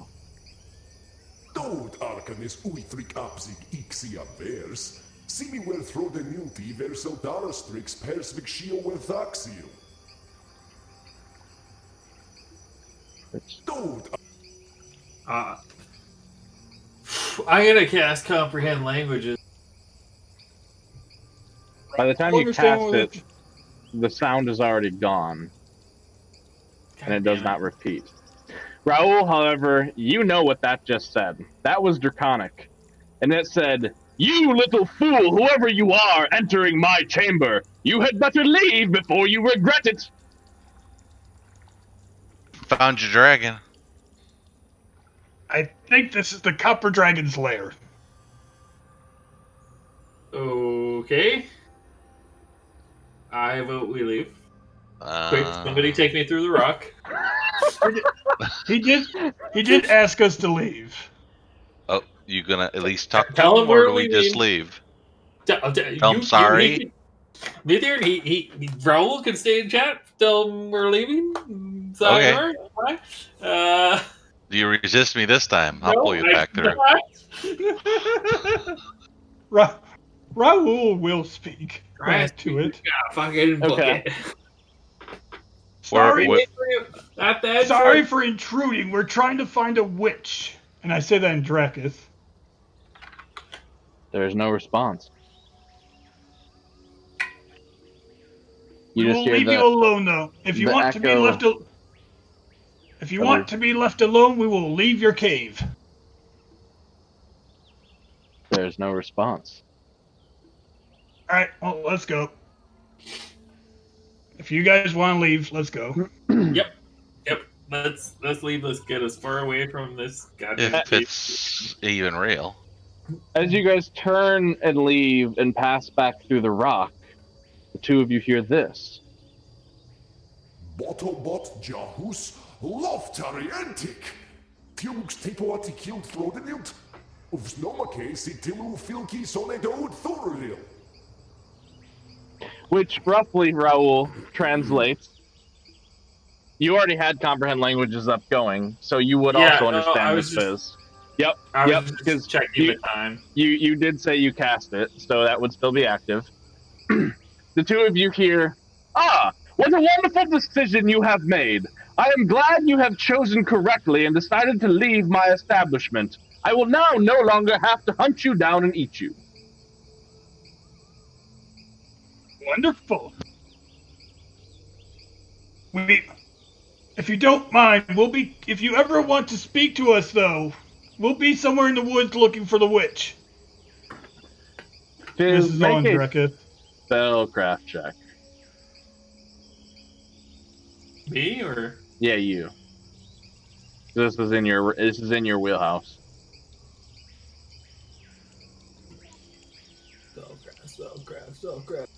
Spellcraft. Nope. There's something strange Fuck the about. dragon. There's something strange about the sounds you heard, but you can't quite put your finger on it. Oh, shit! Hold on. Your +4 bonus for being a bard comes into effect. Because this is a language-dependent effect. You realize this is fairly simple magic. You're a bard, you do this sort of stuff. This is some sort of programmed response to an action being taken. This is not his voice. This is a magical message that's been left behind that you guys have triggered. Bro, this is not a. This is some sort of message that's been left behind. That's not the actual dragon speaking. So he doesn't know that we're looking for a witch, is what you're saying. That's No. what he gets out of that. So maybe we come back later and talk to the dragon. Is this something that? But would it have been a dragon or would it have been another kind? Like the witch. You think the witch is a dragon? No, but I think the witch could be using the dragon to help hide its lair and making us think this is the dragon's lair, but it's actually the witch's hunt.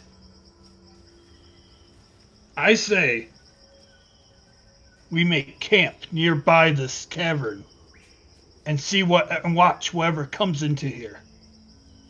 Okay. That sounds like a plan. We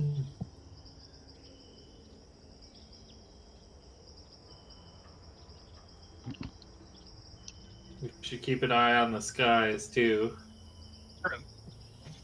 I have Now- no idea what you guys are hearing, so. Near the end, there's this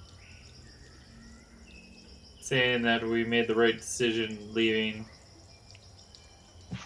his establishment. He called it an establishment. That's weird. Stories I've heard about dragons, they always talk about the lair. Well, if he's anything like me, he probably enjoys a good wine, so maybe he's got a bar down there. And he invites all of his animal friends down there to have drinks.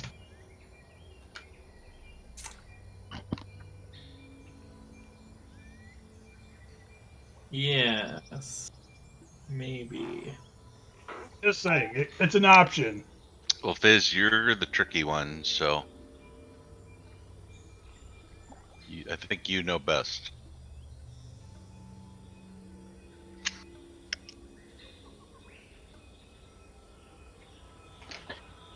As you guys have kind of made yourself back to the outside of the cavern, where the other two are waiting for you,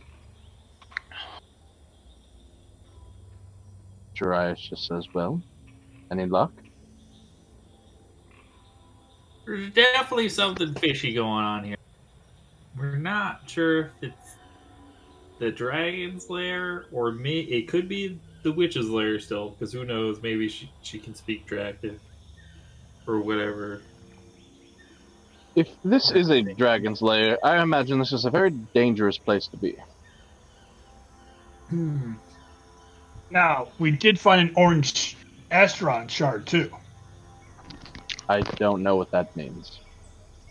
I'd pull out the Astron shard and show him this. Wouldn't a dragon's lair? I mean, how is he getting in and out? Yeah, like, do I feel like the entrance to this cave is? It's about a With the 10 by dragon? 10-foot entrance, Maybe and so like are a all the young- tunnels inside, roughly the same size. Given, it's a cavern, so some roughness here and there, but on average. And the ceilings weren't very high. I could be straight up and touch them. I would think a dragon would need more space, especially the one we saw. It was big, right? From Yeah. the distance you saw it at, it looked pretty big. Now, we are talking about Copper Dragon. If Copper Dragons are anything like me, they can manipulate the ground around them at will. So maybe he makes it bigger when he's there. That seems like a bit of a pain in the ass. Why not just get it? Why not just make the cave bigger permanently? Oh, no, it's a dragon. Well, okay, I do know some stuff. I am a dragon. Well, that dragon was certainly the biggest I've ever seen. Have you seen another dragon? Nope. Yes. Technically, until you saw that, the biggest dragon-like creature you've seen was me. I know. It's quite a bit bigger than you. Yeah, he was. Or she, I suppose. Could be a she.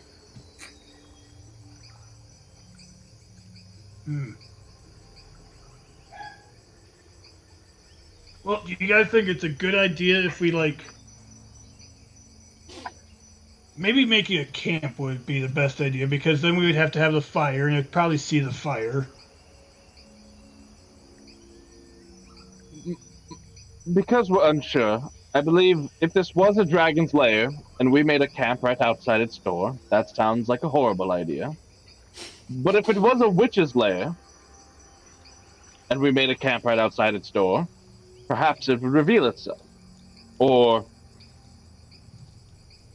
also be a horrible idea because it might attack us.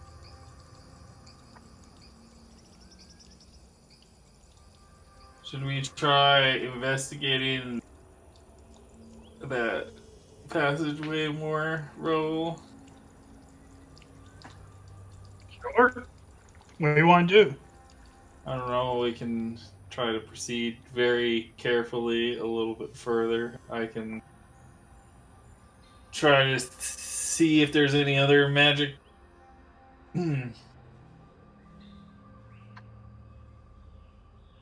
Watch out, keep an eye out for traps. Alright, I'm good with that. And move very quietly.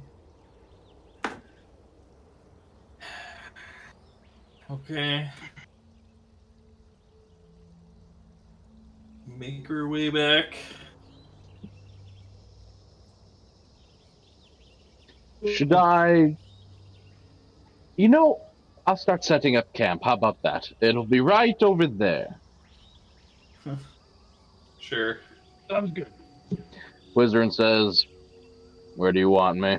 I don't care. If I'm gonna get eaten, I'm gonna get eaten." Well, I mean, We already know that there's some magical shenanigans. Maybe you should come along with us. Because you are, after all, schooled All right. in magic. Eating for dinner it is. Again with this pessimistic nature with you. You'll get used to it. Just try to move. Of course. If that's in your wheelhouse or not. Fizz, I can literally turn myself invisible. So can I. Excellent. Then we aren't the ones that we need to worry about being quiet. Well, unseen, perhaps. Quiet. Another story, maybe. Are you sure that dragons can't see people when they're invisible? I have no idea. I have never met a dragon, nor have I hoped to never meet a dragon. But I have a horrible feeling that's going to change. That'll be fine. I'll talk to if we run into it, I'll talk to it. How bad could it be? I'm sure that will go over splendidly. I like to talk. That's what I'm afraid of. He just starts walking into the cavern somberly.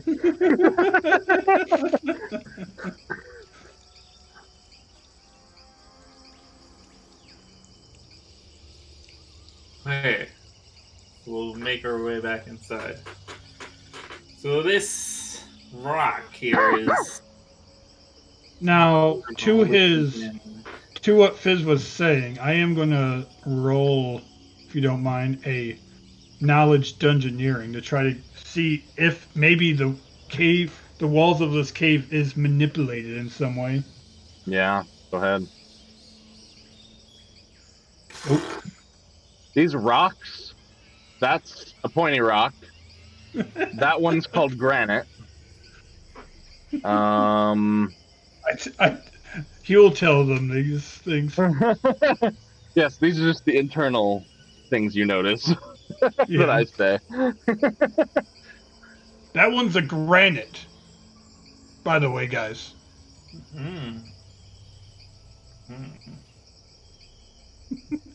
feeling real good right now. There's some limestone right there. Excellent. He clearly knows his earth and he's already talking. Yes, this will go greatly. I'll be stealthy, okay? I thought I'd let you guys know. Here's my stealth check. Not as abysmal. It's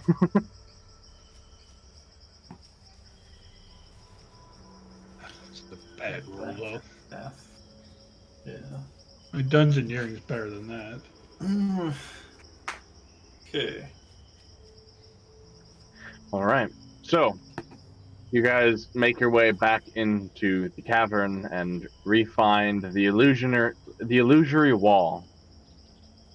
Passing through it yet again. And it doesn't take Wizard too long. It stops him up for a few moments, but because it's explained to him, it's not too hard for him to continue to try and interact with it in different ways before he's able to fully grasp the illusion and pass through. Do you want me to roll again, or? No, you're fine. It was fun at the beginning because you had, but at this point you've moved back and you understand how this works. Yeah. And yet again, as you guys all enter. Aldoer Ike Sia de Wheel. Si Charis Wux Geolamith Domut Zexenuma Ten Piece Wall. Shall Petronas. Tir Jack Tik Stiro magic. Where Froden Rasvimi Jonga Irsa. I Kik Rasvim Wux Stiro. Si Nishka Sone Wux Bojaun Ikek Domut Drillery. It's another version of the same warning. for you, Raoul. And it's the same thing. It's not real fizz. It's just another warning now that you've crossed the illusory wall again, that you shouldn't be here and you should leave. So I'm gonna still cast detect magic to see if I can see down the tunnel. If there's maybe if I can see figure out where the magic voice is coming from, or maybe there's other surprises down the tunnel wall. So, as you cast detect magic on this side of the door, and you look around before going down the tunnel, you notice the wall itself is illusory. You know that, but up in the corners, there are there are four other magical auras, all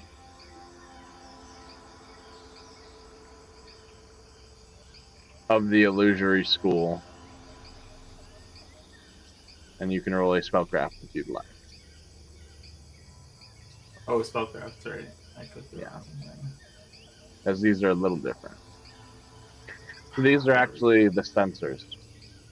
They're little magical balls that you imagine when triggered emit the recorded message. Well, I'm gonna let's move slowly, guys. I'm gonna keep an eye out for traps, and every 60 feet, because that's how far my cone goes, I'm stopping and casting detect magic. But you can just keep it up with concentration Oh, okay. for Yeah. up to 5 minutes, and then because each round you see if there's auras or not, and if there's no auras, you can just keep going. Yeah. But if you get an aura, you could stop and continue on with the second and third rounds to try and get more info. Yeah. But so you guys begin to move down the tunnel. It's got a little bit of a downward slant, and it winds back and forth a little bit.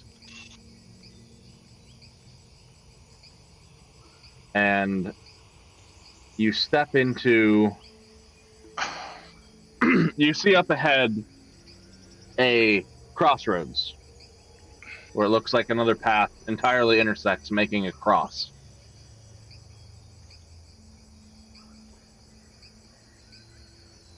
And Fizz, you do, up at this crossroads, detect that there is magic up ahead. Everybody stop. Stop. Let me see if I can figure out what this magic is here. Could be a trap. So knowledge arcana, right? Yep. There is illusion magic and transmutation magic up ahead. And conjuration magic. And conjuration. They're all moderate aura, I believe. Oh boy. So there's illusion, transmutation, and conjuration. Yep. In front of us.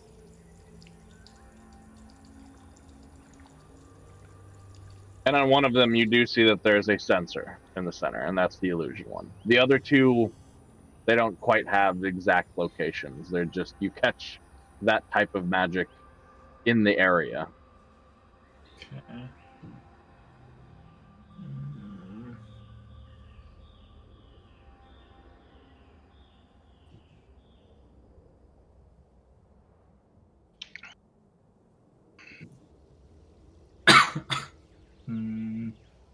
What's going on? I don't know. There's something here. I'm not. Feel like it's some sort of trap.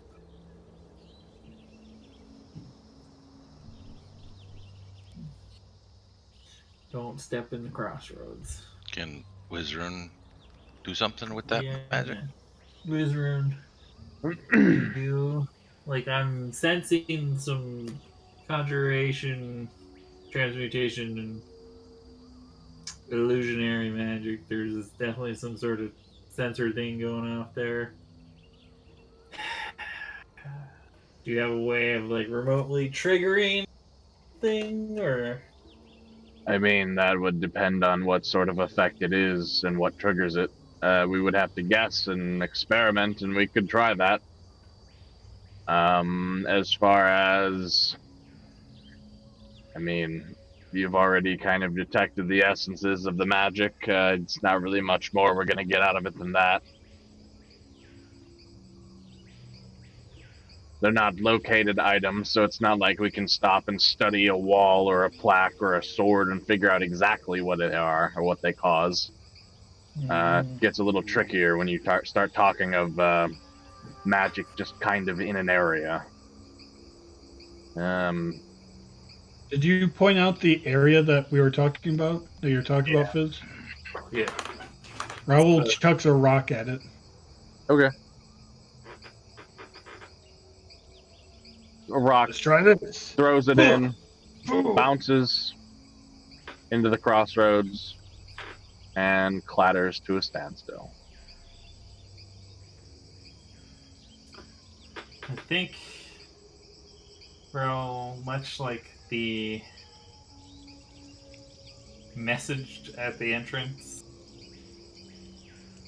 probably needs to be a creature, not a inanimate object.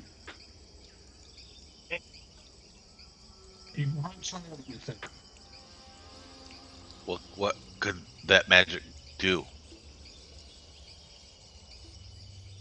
Well, there's transmutation, illusion, and conjuration. So it can make something show up, turn something into something else, and it can make it look like something else. There's a lot of options on the table.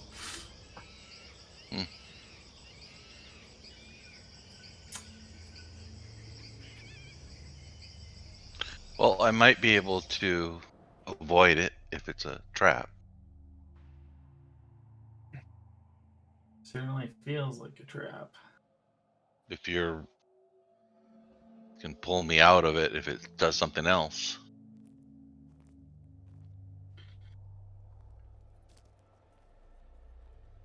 If it's something that goes off, I can probably avoid it, and if I avoid it, probably won't hurt me. That's a risk. Mm-hmm.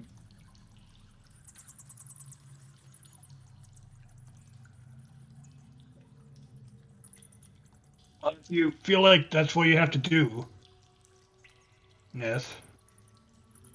I'm just Well- looking for a way to get through this. You guys are the magic users. Let me try something. It might respond defensively to magic, maybe. I'll load up one of my flaming crossbow bolts into my crossbow and Okay. shoot it at the sensor. All right. You shoot the flaming bolt at the center. It actually hits the rock that was thrown earlier. Fantastic shot. Sends the rock flying off down one of the tunnels. The bolt skids and clatters a bit further off in the distance. Remains alight for a few more moments before its magic extinguishes. And all goes silent again. Well, that didn't work. All right. I'll step in there. I got my reflexes enhanced. Okay. Nithirn, you step up and into the crossroads. Full defense. Yeah.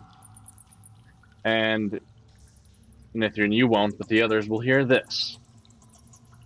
Go Dasik, Pikil Sarev, Shakleg Nomeno, Munfrek Sariapskile, Xiva Ternaki, Claire Botafix, Haxone Josion, Ikfi Oyer Iriki. What's he say, Raoul? Raul, he says, "Ha ha! I see you've decided to come into my establishment and play.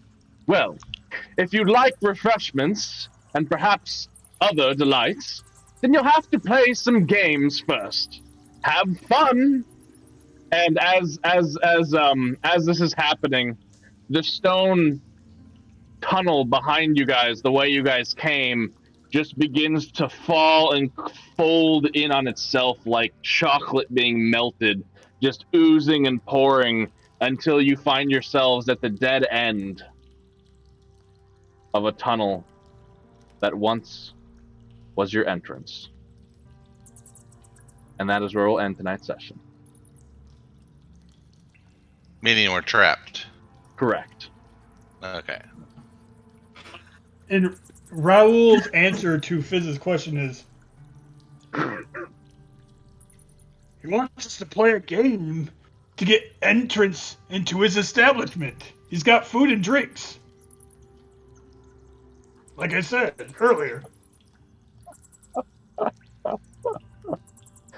And as far as stream goes, real quick, thank you for joining. I am signing off with you guys for now.